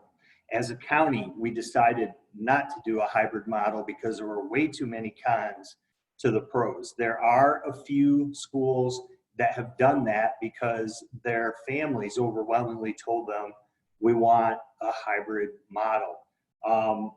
But they are also facing, if they're doing a hybrid model, they're doing them for a short amount of time, everyone except one school that I know in particular. All are looking to get to in-person learning, whether it's 2 weeks down the road, 4 weeks down the road, or 9 weeks down the road. Grand Rapids went to all remote learning because Grand Rapids parents told Grand Rapids that overwhelmingly that's what they wanted. Our parents have not done that. They have not told us that. And so as we look at phase 4, there are many variables. None of them have no cons. They all have cons. I mean, let's be honest, they all do. It's trying to, when you look at phase 4, if we remain in phase 4, the governor is telling us she believes we can be in person. The committee, comprised of the people that I told you, are telling us that if we follow the requirements and we do our very best to meet as many strong recommendations as we can be in person. Will the governor put us back to phase 3? I do not know that. I've heard her say herself that if things aren't safe for schools to return to in-person learning, that she won't allow it to happen. So far, that hasn't happened. So I'm not sure where we'll stand with that. But when you're in phase 4 and you can have in-person learning, you can have remote learning, and your parents are telling you they want in-person learning, and your response is, gee, I know we're in phase 4. I know the governor and the committee created of a diverse group of people told us we can be in person.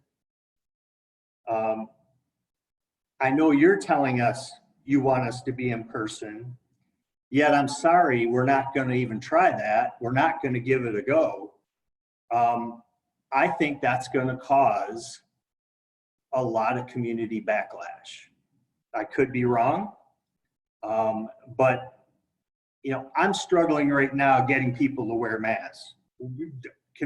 Talking to them about their kid wearing a mask, because that's been another common thing that questions I receive on a daily basis. So, we've worked together so well. Our association has been an integral part, especially in the process procedure piece. A lot of those people were on that committee. We meet regularly. I have the utmost confidence in our association, in our staff. I totally respect the opinions you heard tonight. I've got a daughter with no immune system, and I've got a dad with emphysema on oxygen. I don't think about that. I do. So I do understand some of those things that we all personally have to weigh. I do understand that we're all grieving something that we had that we don't have anymore. Our jobs have changed. They probably have changed over the long haul. And you have to grieve that change. That's transformational change. When you look at where we were at in February and where we're at now, these are very different times. And the question, John did throw out that question before. If we don't go back now, if we don't do our very best to give this a go when we're in phase 4, and like I said, we might not be by the time school starts, but we're in phase 4, we have the green light to give our parents options. They're telling us what they want, and then we don't do that. My question is, when do we come back to school? Because if we're not coming back in phase 4, phase 5 is the same thing, only instead of the requirements, they're all strong recommendations. Well, we're already saying those have to happen. So you're hitting phase 6. We're not getting phase 6 anytime soon. There's no magic wand for this. And I think if we can do our best to give it a go, to do it well, then we're going to find out. There are many other schools. Grand Rapids Christian, I believe, starts in 1 week or 2 weeks. And they're all in person. They will have a remote presence, but they're in person. Their K-5 people aren't wearing masks. There are at least 13 I have on this list that are in a similar boat.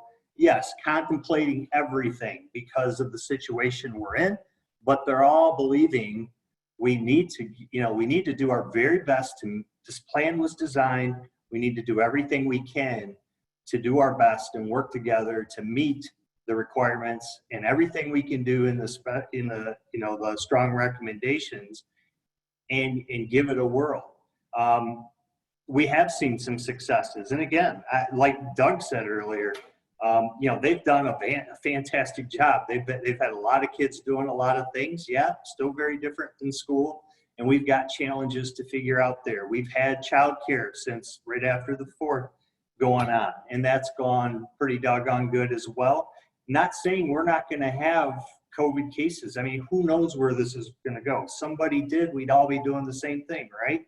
But we're trying to look at the research, the facts, the recommendation that was given to us, the scenario we're in or the stage we're in, and serve our customers as best as we can based on having choice that they have in this current phase. That may change in a week, that may change in a month. We know that. We're going to have to be able to bounce back and forth. But again, if we don't do our very best to put everything we can in place and you know, have this experience, then I don't know when we do. I really don't. So it's a very challenging situation. Everyone, yes, has an opinion. When you put the political landscape in it, it gets even more polarized.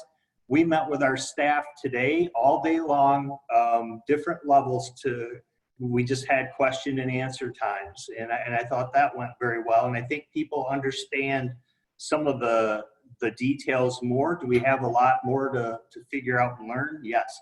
We're not where we need to be come, you know, day one of school.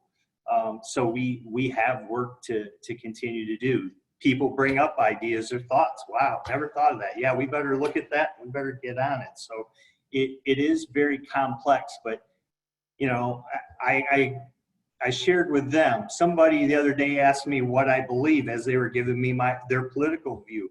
It doesn't matter what I believe. What we need to do is we need to follow the phase we're in. We need to follow the recommendations that we're given. We need to listen to everybody. Yes, we need to listen to our community. We need to listen to our staff and determine what the best course of action is during the time we have. And that is what we are really trying to do here. And trying to be very flexible. If we have people with you know, health concerns, we're trying to work with them.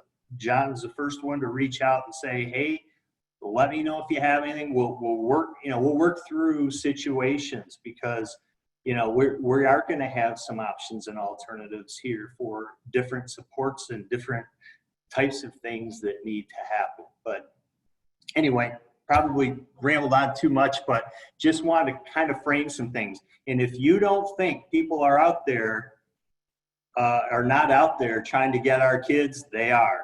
Fortunately, in our survey right now, less than 1% in this survey, based on the choices we're giving them, are saying, I'm not going to Grandville. But I have a feeling if we offer one choice, that's going to change. And there are people trying to take kids, and not just the remote world.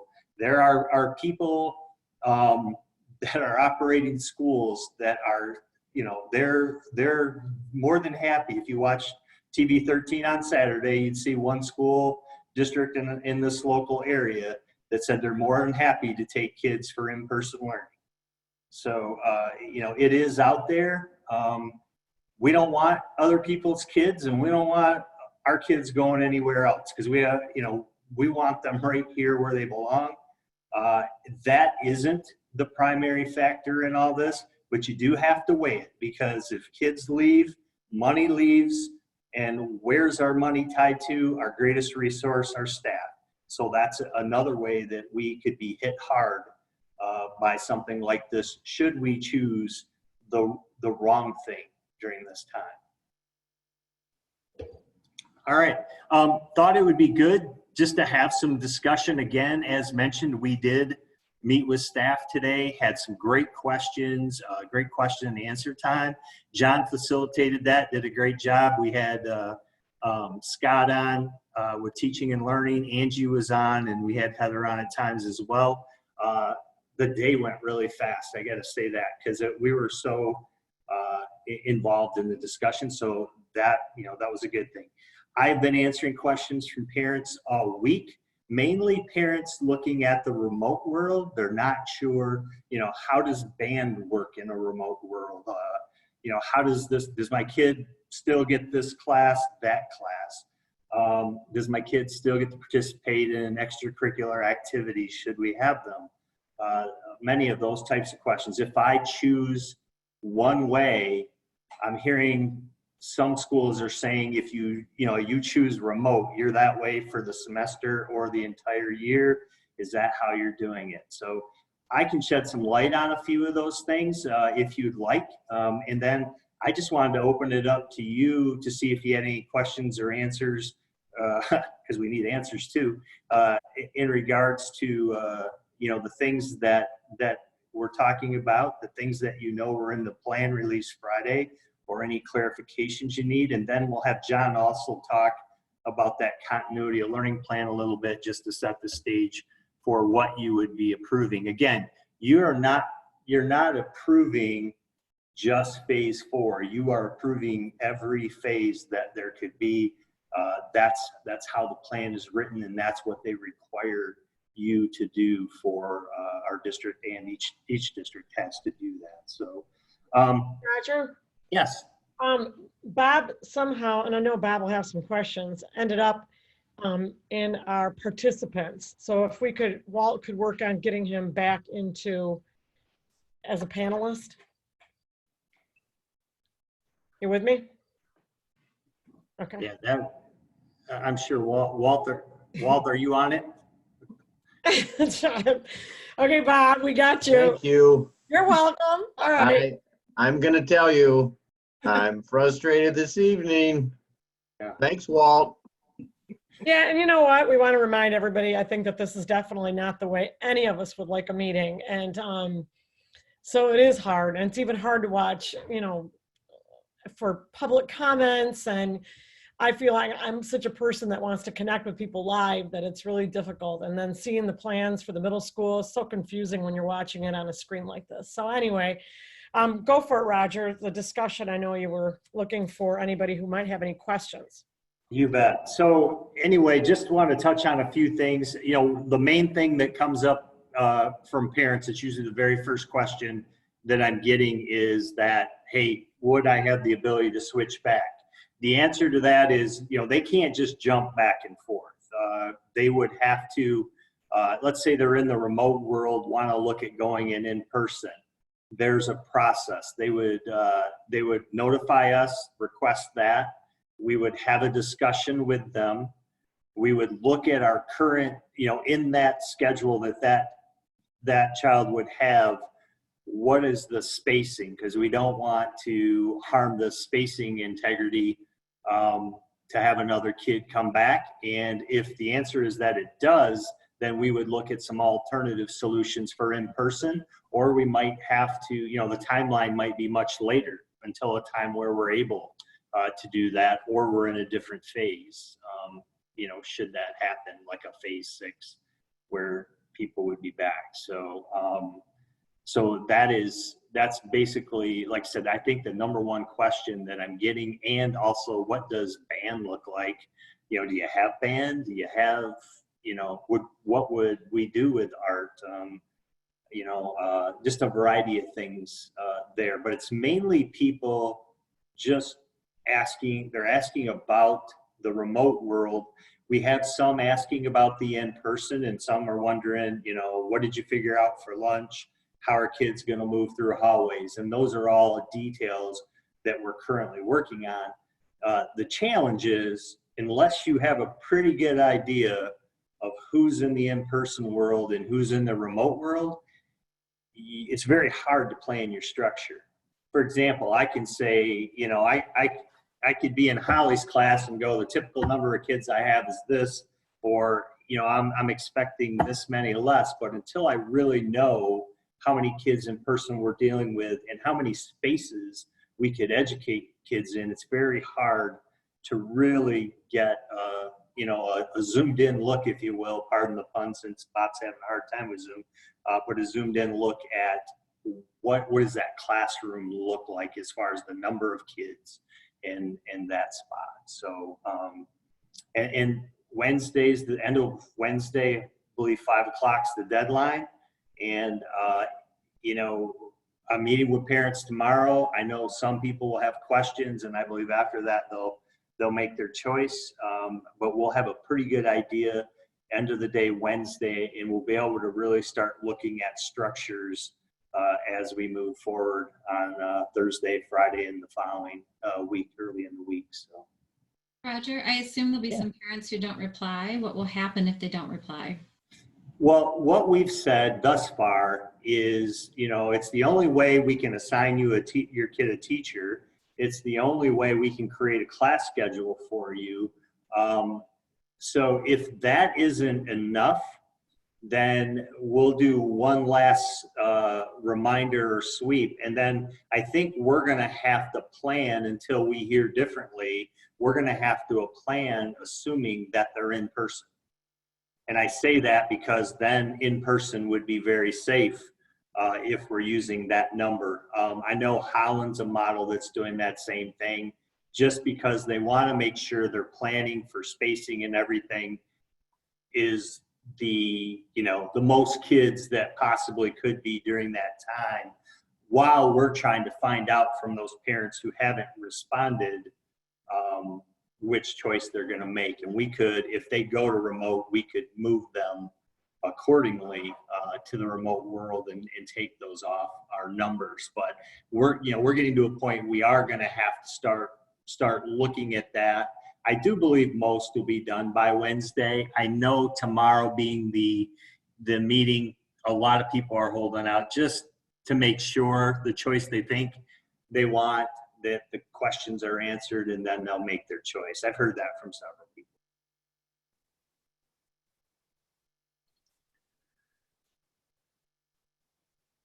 Any other questions? I have a question. Roger, this is Barb. Yep. I thought I heard you say the board is not making a decision about what phase we're in. Right. Right, but we are making a decision on whether we're going to follow that phase. Yes. That's allowed to us by the governor. And Yes, we have until I believe August 14th, 15th, right in there, to make that decision and have it submitted to the ISD, and they will submit it to the state. Okay. But we have to articulate what every phase looks like. There are particular questions that we have to answer, and that's what the continuity of learning plan is. As I mentioned, our legal counsel is looking at that. I anticipate, and John will expand a little more here in a little bit, but you'll have that copy in a day or two, and you'll have time to look at it before Monday. Okay, thank you. Mm-hmm. Roger, I have some questions. I had to work all day, so I listened to the little bit of the 9 a.m. Town hall. So I heard a little bit of that, but I guess I have some questions that I don't know if this is micromanaging or not. I'm just not very comfortable unless I at least ask some questions and get some answers, or maybe not get some answers. I don't know. And maybe some of these things were already addressed in the town halls. I just know that the amount of communications we've gotten via email over the last several days is incredibly overwhelming. The amount of reading that I've been doing and trying to sift through to find answers. Maybe it's in there and I missed it. I don't know. I can't say enough how much I appreciate the amount of work that these committees, our administration, that everybody's done in order to come up with a plan. I have huge respect for all of that, and I don't want anybody to think that I'm downplaying their amount of work or micromanaging it or anything else. But let's face it, I am a retired teacher, and my wife is a retired teacher, and I look at things from a teacher's point of view. So I've heard a lot of compelling arguments for whether we should be going back in person or online. So I guess I should start out by at least asking some questions and seeing if you can give me some answers. My first question is, what are we doing when a student or staff member tests positive? And I guess I'm looking for specific timeframes. I have an idea of what the health department is recommending, I think I read somewhere or I heard on a town hall that it depends, but I guess I also heard Doug Hepfer tonight say that he's had, that they've been like 100% in control of what's happened, yet there have been some families that have tested positive. And it sounds like he has been testing his staff. So the people that are involved with the robotics are getting tested more than one time. So my question is, are we going to be testing our staff members regularly to make sure that they're coming up negative? What happens if staff or students are positive?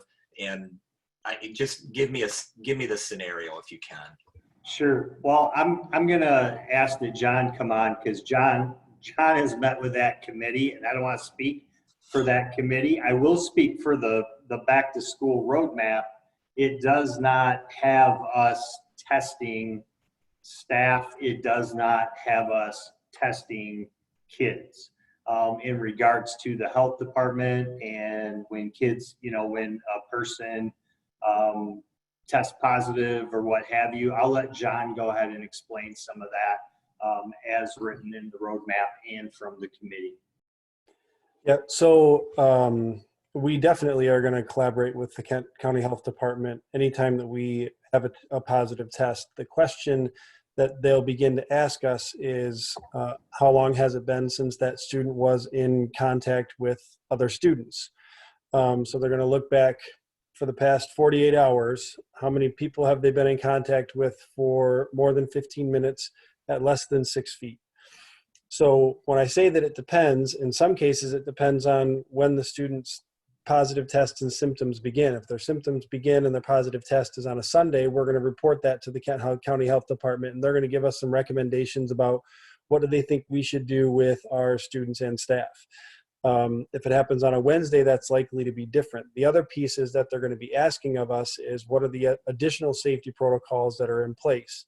So will it have an impact that we are requiring our students to wash their hands in and out of every classroom, whether it's with hand sanitizer or with soap and water? Will that have an impact on what that looks like? Inside the roadmap, not all students in K-5 are required to wear masks. In our case, unless they're medically unable, because we can't do 6 feet of social distancing, they're required to wear masks. Does that have an impact on what the Kent County Health Department tells us?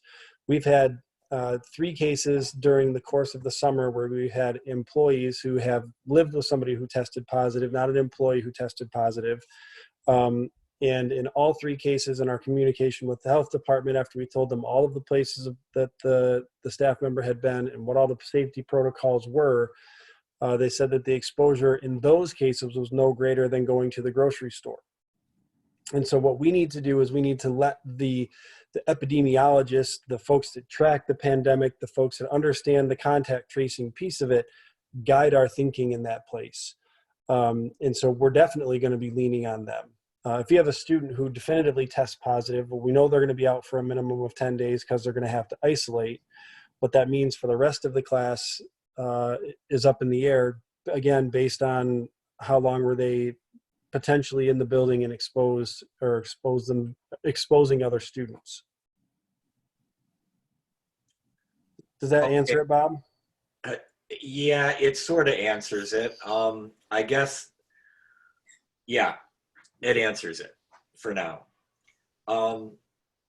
If staff members, John, this is probably for you too. If staff members are exposed, are they responsible for their testing, and who do they report the results to? So how does it work if I'm teaching and I test positive, or if I'm exposed and I need to be tested, how do I go about that? Yeah, we would send them to the Spectrum Urgent Care, Spectrum West Urgent Care at Wilson and M6. Right there, that's our preferred place. If they say, well, I need to go to this place, because we try to be flexible with that, but we've got a relationship with the Spectrum Urgent Care, the Spectrum West Urgent Care there. So if we learn that they've been exposed, we're going to send them there first thing. If they're on the other side of town because that's where they live and they learn that they were exposed, well, we would expect them to go to the closest facility to where they are. to get that taken care of. And then we work behind the scenes with the hospitals, because they're going to ask, well, where were you exposed? And then as soon as they learn that they were exposed at work, well, it triggers a different layer of factoring under the workman's comp piece.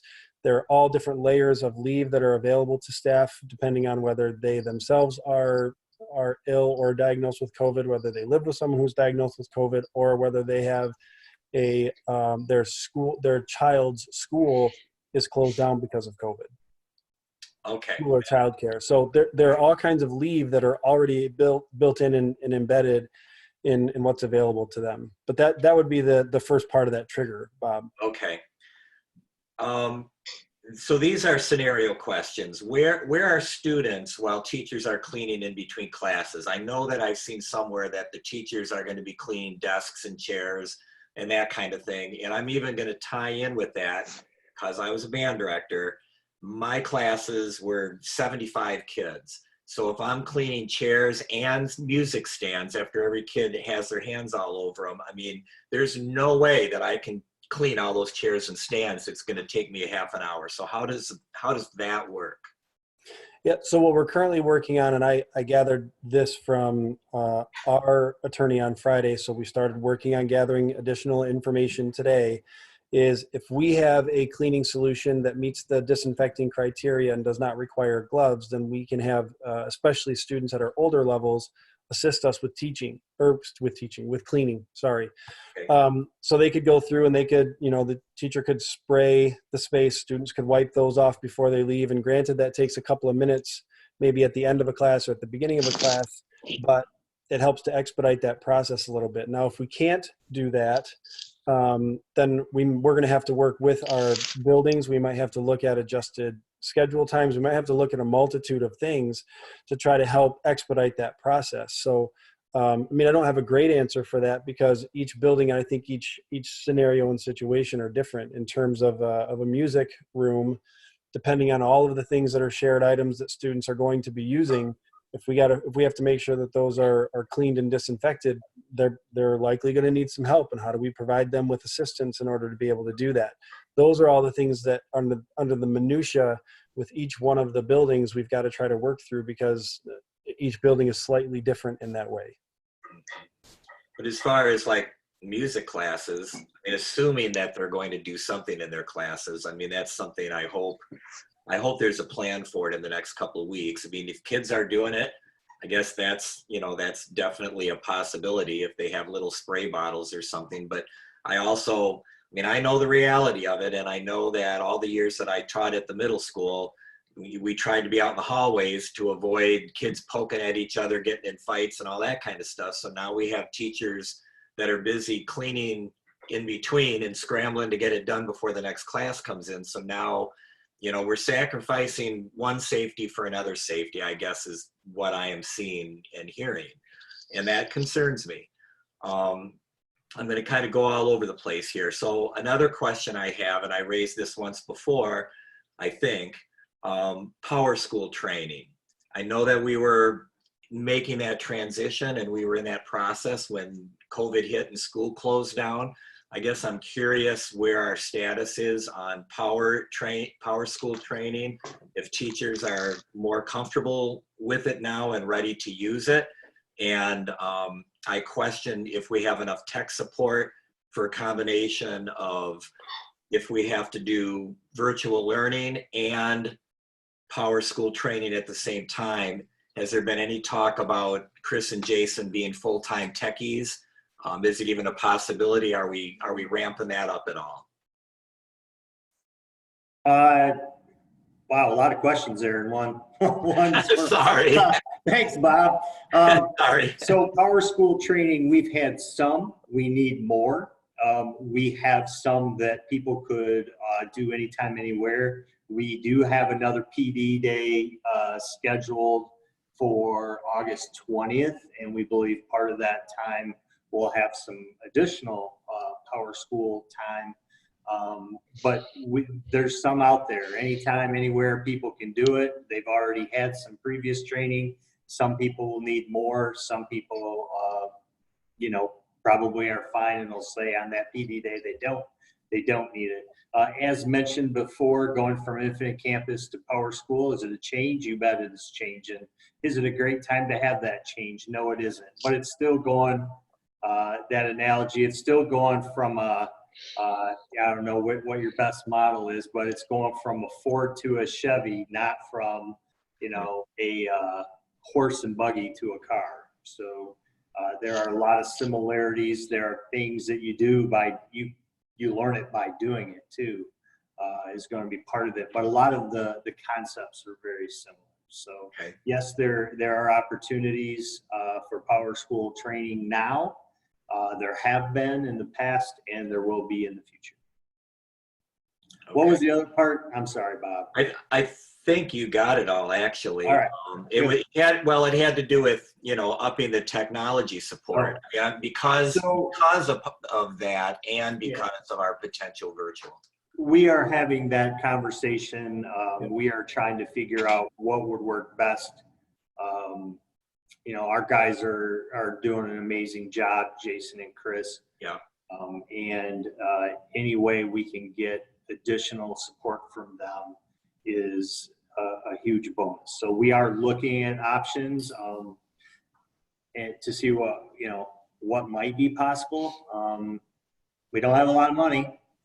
Hopefully we will. We're also going to look at, we know there may be times to create better spacing. If we have space, we might be looking at additional staff there. We need to look at having subs for a moment's notice should somebody have to go home.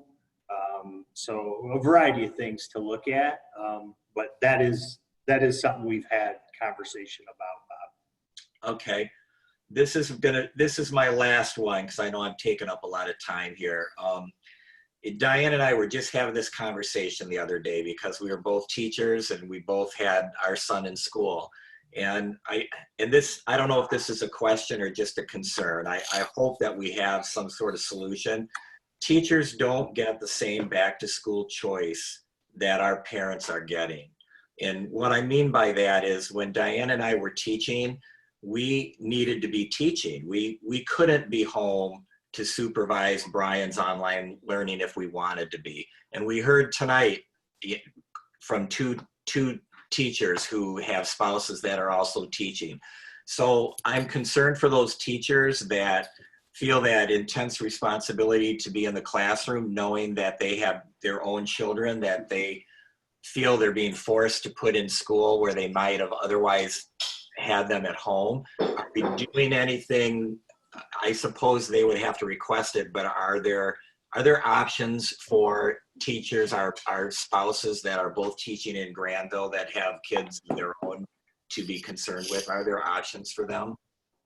Well, we are looking at different options, and John, chime in if I don't cover everything. Yep, we'll do. It's a tough spot. We totally get that. We know it's a tough spot for our parents if we're not in person too, because a lot of them, if it's either in person or it's staying at home with a kid. So it's not an easy decision for anybody. What we're trying to do is, number one, if people have challenges, talk to us so that we can work with them. We can help strategize, game plan. We can if we don't know.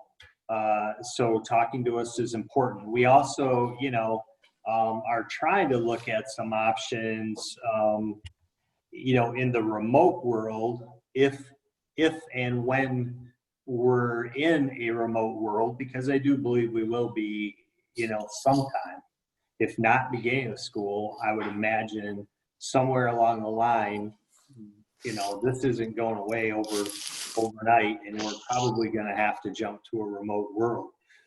All of us probably. During that time, we're trying to look at some ways to help and redeploy some of our staff to help supervise our teachers' kids as they're doing their online learning, or if they need childcare or something. So, and again, that's just a concept we're looking at and we're trying to work through.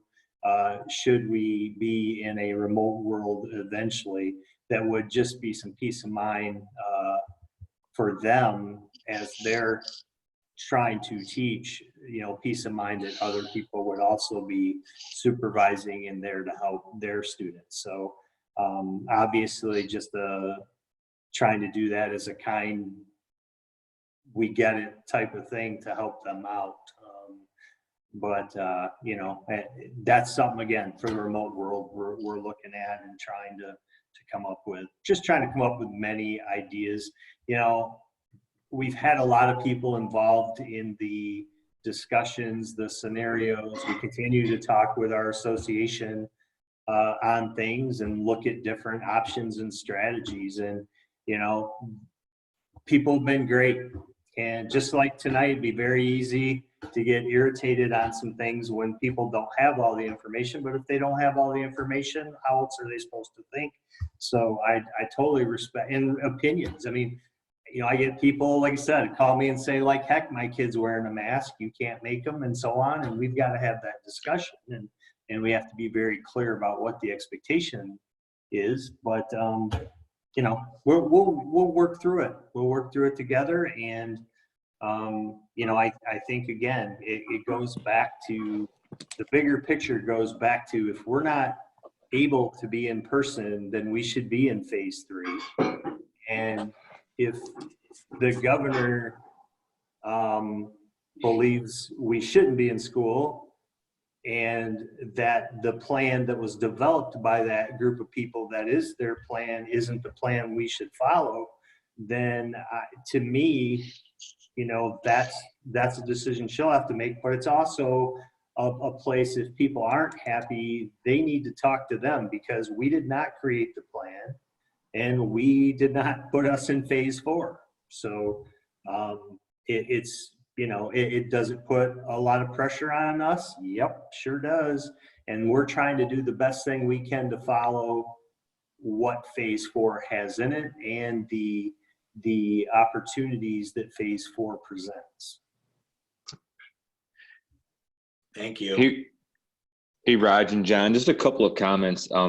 Appreciate all the work you guys have done in this. Obviously, it's no small task, right? I mean, a couple questions I have just from having lived this for the last 2-3 months already. You mentioned the partnership you had with Spectrum Urgent Care, I think it was. Do you have a sense of what their turnaround time is on the test? Just because I can tell you, having dealt with a number of places, it's all over the board. And getting that timely information is key. And if they can't provide it, and if they can't provide that stat, I would encourage us to look for a different partner who can get it, because I've seen it, coming back in 48 hours. I've seen them coming back in 10 days, depending upon where you're going. Do we have a sense of where that Spectrum Urgent Care, how they're handling it or how they're doing? Yeah, I mean, from everything that they're telling us, is they're trying to get that 48-hour turnaround. They said they can't guarantee it, obviously, but that's what they're trying to do.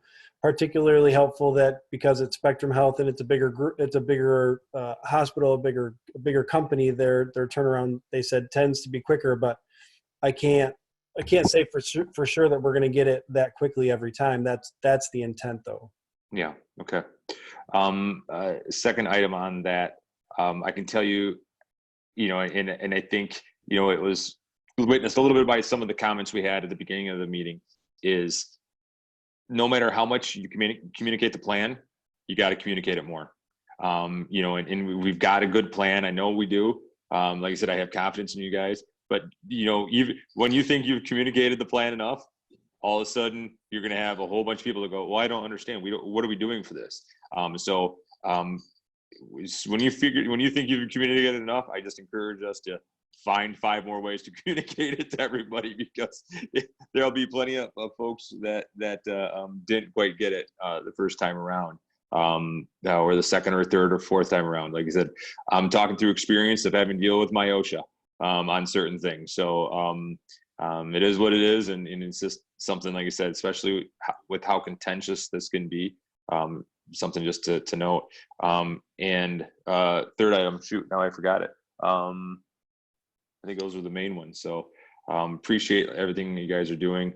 Oh, I know. It was more on the back to the transportation issues and getting kids in and out safely. Has there been much change on that, or any new work that we've talked about as far as, hey, if we're going to have 50% of the parents now dropping the kids off and picking the kids up, how we can do that in a safe, effective manner, whether it be, through the side streets. Because I just think of Wilson. Wilson's always backed up when you go by that junior high, drop off time. And if we're going to have more parents dropping off, is there anything we're doing with working with the church next door and creating a path, across the by where the old tennis courts used to be there on the south side, or is there anything we're doing there to make it safer? Yeah, I'd say, we're looking at everything. Right now on our survey, 53% of parents are saying they won't need transportation. Another 12.5 is not sure, and about 34.9 are saying yes. So, how does that compare? Look at that. What's that? How does that compare to what, in years past? It's less than we typically have based on this, but we'll have to see how it shakes out. Okay. I know our transportation department is making individual contacts with people to look at that, when we have that better understanding the numbers, to really see how that part shakes out. And if we have far more driving in, we'll have to look at some different options, whether it's it could be a variety of things. We just have to, what makes sense. Is it more parking sharing from other places? Is it staggered kids coming in? I'm not sure yet. Okay. We're in the mix of that right now, but until we really have pretty concrete numbers, that's a challenge. Okay. And I'm sorry, one last thing too, in dealing with if kids aren't wearing masks, I can tell you from my own kids, that was their biggest concern, is how is that going to be handled? Is it going to be addressed? And how do we stay diligent on it? Because, just don't want it to be something that goes by the wayside. Hey, kids aren't wearing their mask. And is that going to be training, or I'll say a set of responses that we're going to give to all staff and teachers that, hey, if we've got kids that are doing this, here's how we're going to handle it. Yeah, so when you look at the continuity of learning plan, and we'll send that out later this week, you'll see that we have very specifically identified in there, what do we do if a student refuses to wear a mask? So they're not medically unable, they simply refuse to wear a mask. And so what we have to do as a building is, if a student shows up without a mask, the first thing we have to do is ask them, where is it? Offer to give them one. And if they're like, oh my gosh, I can't believe I forgot it. Well, obviously we're not going to be spending a lot of time holding kids accountable to that, unless it happens over and over again, which means that then we need to talk to parents. If you have a flat refusal to wear a mask, student comes down to the office, we have a conversation with that student. If they flat refuse to wear a mask, we call their parent. Yep, they're not wearing a mask. Okay, they can go home. They can't stay here. And if they don't wear a mask tomorrow, we're going to have to send them home again tomorrow. Maybe if your student can't wear a mask, the best option for you is remote. So we start a conversation about that. And as we get further down the road and they continually show up to school and they continually refuse, we have the ability and the right to place them in a remote setting. So that's a conversation between the parent, the building, and our office by the time we get to that point. But we have the right and the ability, and we will have assigned students to the remote option if they're refusing to wear a mask and are not medically unable to wear a mask. Gotcha. Great. Thank you. Yep. Hey, Jason, I have a friend that works in pathology lab for Spectrum, so I threw the question at her real quick. And she said the ideal for their turnaround is 24 to 48 hours. They meet that mark quite frequently. Occasionally they get a backup that stretches it out to 72, but they bring on more staff. So she's been working 6 days a week to make sure those tests are pumped out as fast as possible. Thanks, Kim. But while I'm unmuted, segue, I have a couple of questions and comments. First of all, I'll just thank you. This has been a huge undertaking. Thank you to the teachers, the staff, the GEA, to the administrators, and to the community for all the input. There's so many questions to weigh, and I don't think any choice that anybody's making is 100% best thing that we all want. What we want is normalcy and safety that we had before, and security. And I think we all can accept that we're just not going to get that because there's nothing normal about this. This is just so outside the box of anything anybody ever expected or ever planned to deal with in their career. So thank you for working through all these changes. I can't imagine the undertaking in such a short amount of time to reset everything in the school and reconsider how it would look like. And I think along with that, I've been reflecting a lot as a parent, as a former educator, about resetting my own expectations too. I hear that classrooms will look different and it makes me sad, but I also understand why. And so I got to reset my expectation for that. I have to reset my expectation with my kids and their sports and what we do. We're resetting expectations at home, like where do we go and what do we do as a family and where will we put ourselves in contact with. So knowing all that, I'm really happy about the choices that we're providing and how I hear, you know, I spent time this week. I'm a person with questions, no particular, you know, bias one way or the other, just have a ton of questions. I spent time with Roger for an hour and he answered so many things. I've listened to a lot of the staff meetings, a lot of the community meetings, made a lot of calls, and I feel very grateful for the choices and the grace that you're providing across the board for people's interest in asking those questions. I did want to say that one of my things I get stuck on is not just what people want, but what data says, and not just data of opinion, but data of fact. And so I went out and started looking at our zip codes because I got a lot of people questioning, you know, GRPS is doing this, why aren't we doing that too? And I looked at the county and over 50% of the positive cases are in GRPS's zip codes, in their zip codes. And that said a lot to me. And then I looked at 49418, which is the Grandville city. I know we have more zip codes than that. Just looking at our city was 1%. Looking at 49418 and 49534, combined together, which there's a lot more space in 49534 than just Grandville. It goes into Walker, way into Kennewa Hills District. So that's being very generous. It still was 3%. So I feel like when we look at these decisions and how the governor has to make huge decisions for our state moving into phases, when she makes a decision to move us into a phase that affects areas that it's almost unfair to. You know, the UP is not Grand Rapids, right? We talk about different communities needing different things. And I appreciate that our community can make, not only for our personal desires, but for our personal data in this area, decisions that allow choice for our families and hopefully accommodations for our staff who are in struggling areas. So that all being said, thank you for continuing with the teacher training. I want to make one encouragement that we look for ways to increase the time for Jason and Chris, who are our technology specialists. They have not said anything to me. It's just my personal opinion there that this year we're going to need a lot.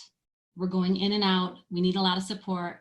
I know a lot of the staff well and how we've experienced the struggles of becoming a digitized community. So that's just a comment. I highly support anything that we can do to increase the amount of time we have tech specialists for this school year in particular. I have a question about teachers, and I think Jason answered a lot of that, like supporting, or asked a lot of that about supporting them for their outside needs. But I also wonder, like, what are we doing to support teachers' emotional needs? This is a big change for them. They have a lot of worries and concerns, and I'm hearing that. So what are we able to do to help address that with staff as they return and are feeling a lot of anxiety over returning? Sure. You want me to address some of that, Roger? Yeah, I was just going to mention that, Ange. You go right ahead. Our social emotional team, so our mental health folks that we hired a few years ago, have been working throughout the summer on the social emotional needs, just as our teachers have been working on the academic needs. They have a staff self-assessment that they plan to share out with staff, that staff can take privately, independently, give themselves a score in various areas of social and emotional needs. And then that would allow the staff member to just kind of do a self-check. You know, do I need to talk to somebody? Am I struggling with? Is it anxiety? Is it depression? And then, of course, those groups of people, that group of people, can help staff get connected to providers in our community. if staff are comfortable and willing and able, they can always talk. That's not always comfortable for people to talk private with a peer that they work. As you know, Katy is a tremendous county full of resources, and the staff or the SEL committee has put together a document to help link staff to resources if they want to explore getting connected to counselors, or just a safe place to go and share some feelings and some emotions. So that group of people is trying to look at the needs of staff as well as the needs of our and our families. Great, thank you. That's very helpful to know. And then I wonder, thinking about how our counts in our area are low, I feel like, what can we do as a community? I'm thinking now as a parent, changing my hats. What do I need to know as a parent on how I play an important role, like Doug Hepfer earlier was on saying, what do I do to keep those numbers low and keep school safe when my kids come home? I feel like we're only as good as we allow ourselves to be as a community. We've got this plan that you've created, and it sounds fantastic, but what are we doing when our kids are home to make sure that they can go back to school tomorrow? And how are we educating our parents about that? Right. And we have also talked about that. We have some people that have parents as teachers background, who, and that's one of the areas we've talked about potentially having somebody, talk about and help articulate what we continue to do at school and how that connection, like Doug said earlier, is so important from a home perspective and a parent, because it's not only important for the parent and the kid at home, it's important upon the return to us. I mean, that's out of our hands, right? So I agree with you, Kim, that the ability to provide resources, what can you do at home, 10 things you can do to keep your kids safe or safer, and help the transition back and forth. Yeah, we have talked about that as well. And, we need to deploy some people into different roles because their roles have, like I said before, seriously changed. So how do you make them, how do you, make them feel good about what they're doing? Because what they do in this world versus what they were doing would be, there are certain things, if I go in and say, hey, let's work on this or that, I think a teacher's going to say, you know what, that is like number 200 on my list right now. I need help with it, so really trying to prioritize those things. And we've talked about that parent component, the background that people have on our staff, and how we could utilize that experience with the parent connection through parents as teachers. So we will be working on that. Great.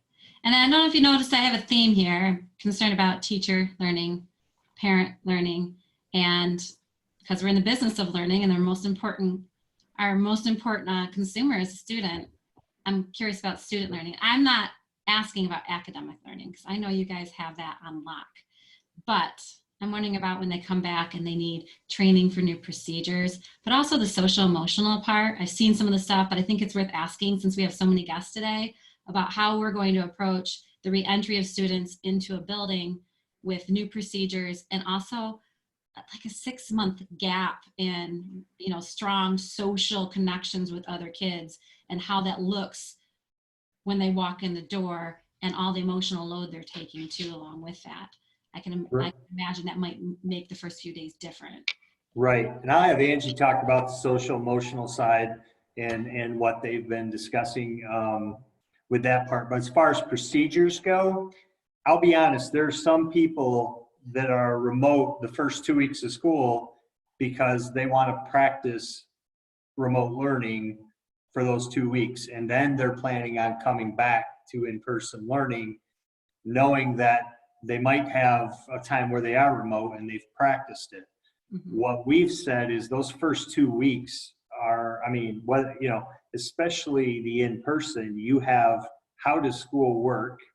You have, you know, we're going to also do, because our teachers and our kids need to have that rapport during that time from the remote side, we're going to practice remote learning while we're in person as well. And what we talked about is possibly having eventually a day a week where they're all remote. Although they're there, they're all remote, because they can work on how, you know, how that's going to go, how that works. They're both finding out things that they know and they don't know. They need more time, more practice with.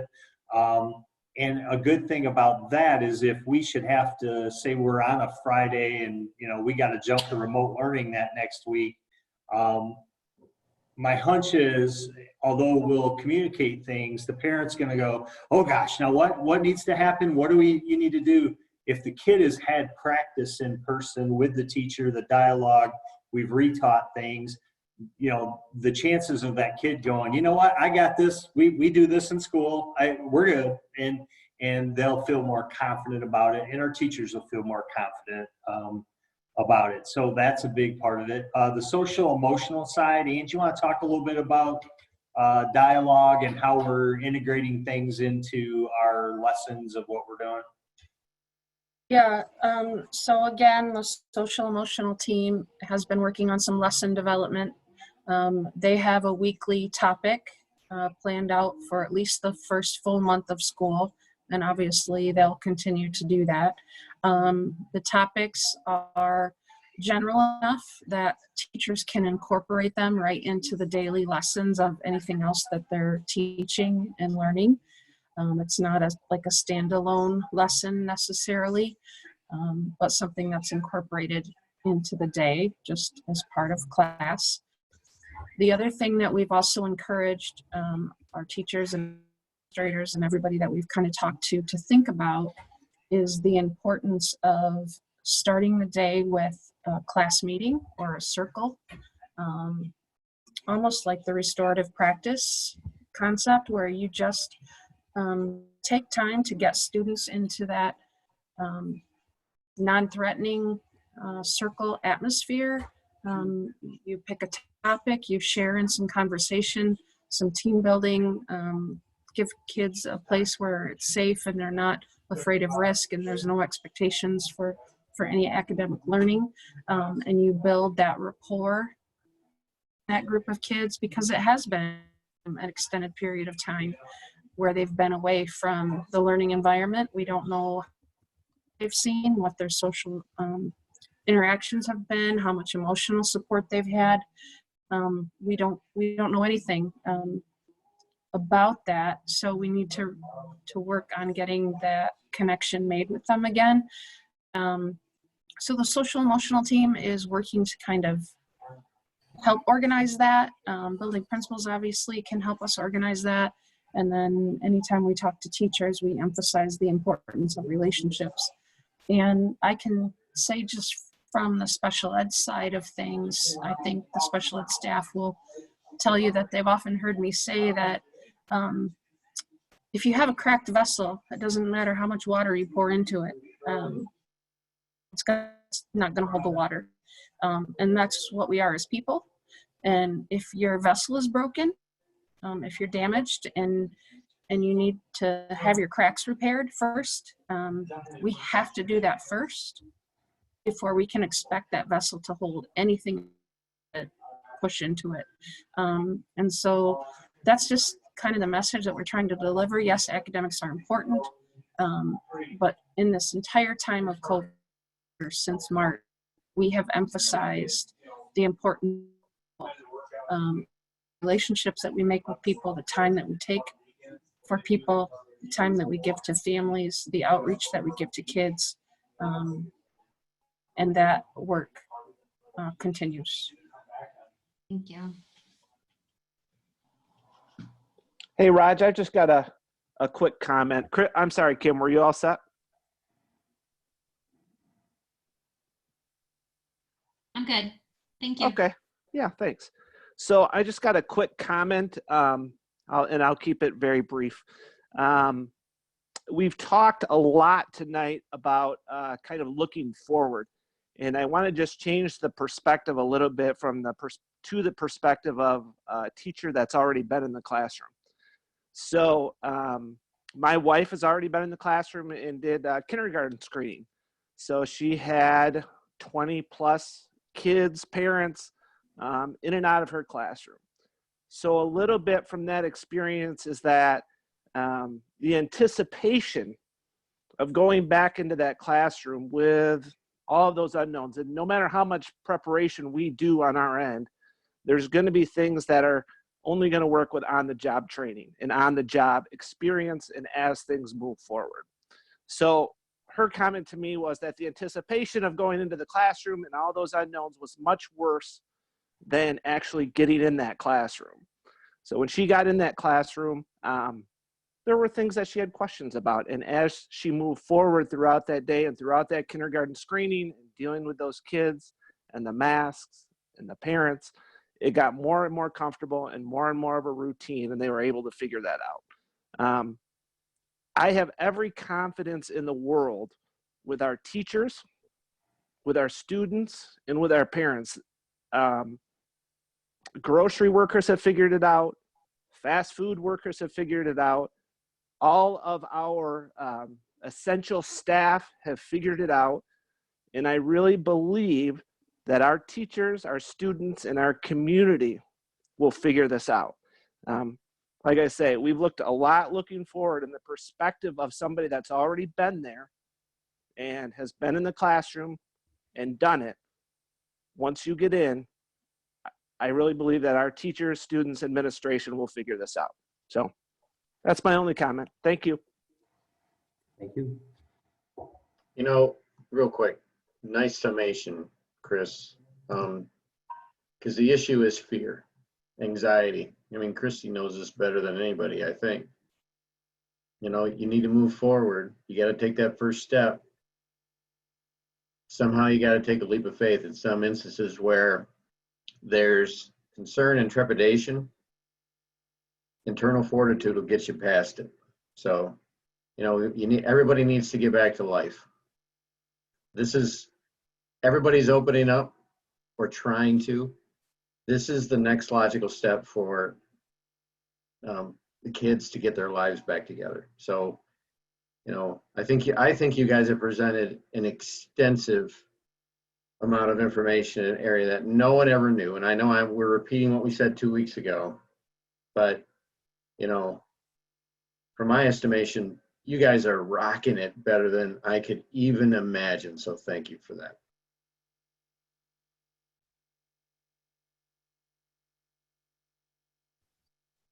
Anybody else? Well, I had my hand up earlier. Kind of forgot what I was going to say. I do also want to echo the appreciation of our staff, our administrators, and all that have gone into this. It is a scary time, and I know that we've thought of a lot of things that we need to for this. My question is there a point where you start to gauge exposures or positive tests? Like, is there something where, oh, we're seeing this increase in this classroom, or we're seeing an increase in testing or positives in this particular building? Is there something that we're doing in terms of planning for that? Like, is there, gosh, 2 kids get it, or we do this, or I don't know. I'm kind of wondering if we do start to see cases increasing, what are we looking at? Yep, I can take that. And then Roger, if you want to jump in. So last year, our middle school, we had about 18% of our kids out with the flu. And we were constantly in contact with the Kent County Health Department, and they and us were looking at our numbers. Now, I'm not saying 18% is the number. Don't get me wrong here. But we're going to focus in on working with the Kent County Health Department to better understand what this means like inside of this context. One of the things that that the Kent County Health Department is providing for schools and that we are going to institute is a daily screener, and they're providing it for the entire county. So the benefit of that is that we get aggregated data very specific to us Kent County Health Department has aggregated data for the entire county. So they're going to be able to compare our numbers to other numbers. They're going to be able to compare schools to district to other schools. They're going to be able to compare like schools to like schools. They're going to be able to compare communities to communities. And we're going to utilize all of that information and data to make really good decisions with them about where is that threshold. They're going to be guiding a lot of that conversation, but I'm hopeful and I'm very optimistic that because we'll have data from across, they'll have data from across the county, that we'll be able to make meaningful decisions in conjunction with them to ensure that we don't continue to stay open past the threshold where we're going to really endanger people. Excellent. I'm very glad to hear you're working with the health department. They're really great people there. I work with them and have for 35 years, and they want to help. And I know I'm glad to hear that we're a partnership there. Yeah, they've been awesome through this whole thing. I'm glad to hear that. Thank you very much for answering. That's all I got. Excellent. All right, I'm going around looking at the circle of the Brady Bunch. And again, just want to thank everybody for participating and extremely compelling, and shout out to everybody one more time. I cannot believe it is 9:34 and I feel like it's midnight. But anyway, the sun will come out tomorrow, and we will see everybody next Monday. Roger, we're back on. Yes, we're back on, and I will. We're going to try to do an in-person in a larger space, and have the audience be remote. I'm still working on that, like I said, with the attorney to make sure it's all legal. So as long as we can do that, you know, please come in and we'll make that happen. If we can't, I'll definitely let you know. All right. Okay. Thank you. All right. Thank you. Okay. Thanks, everyone. Bye. Meeting is adjourned. Thank you. Nice job, Thanks, Christy. everyone. Everyone. Good job, Christy.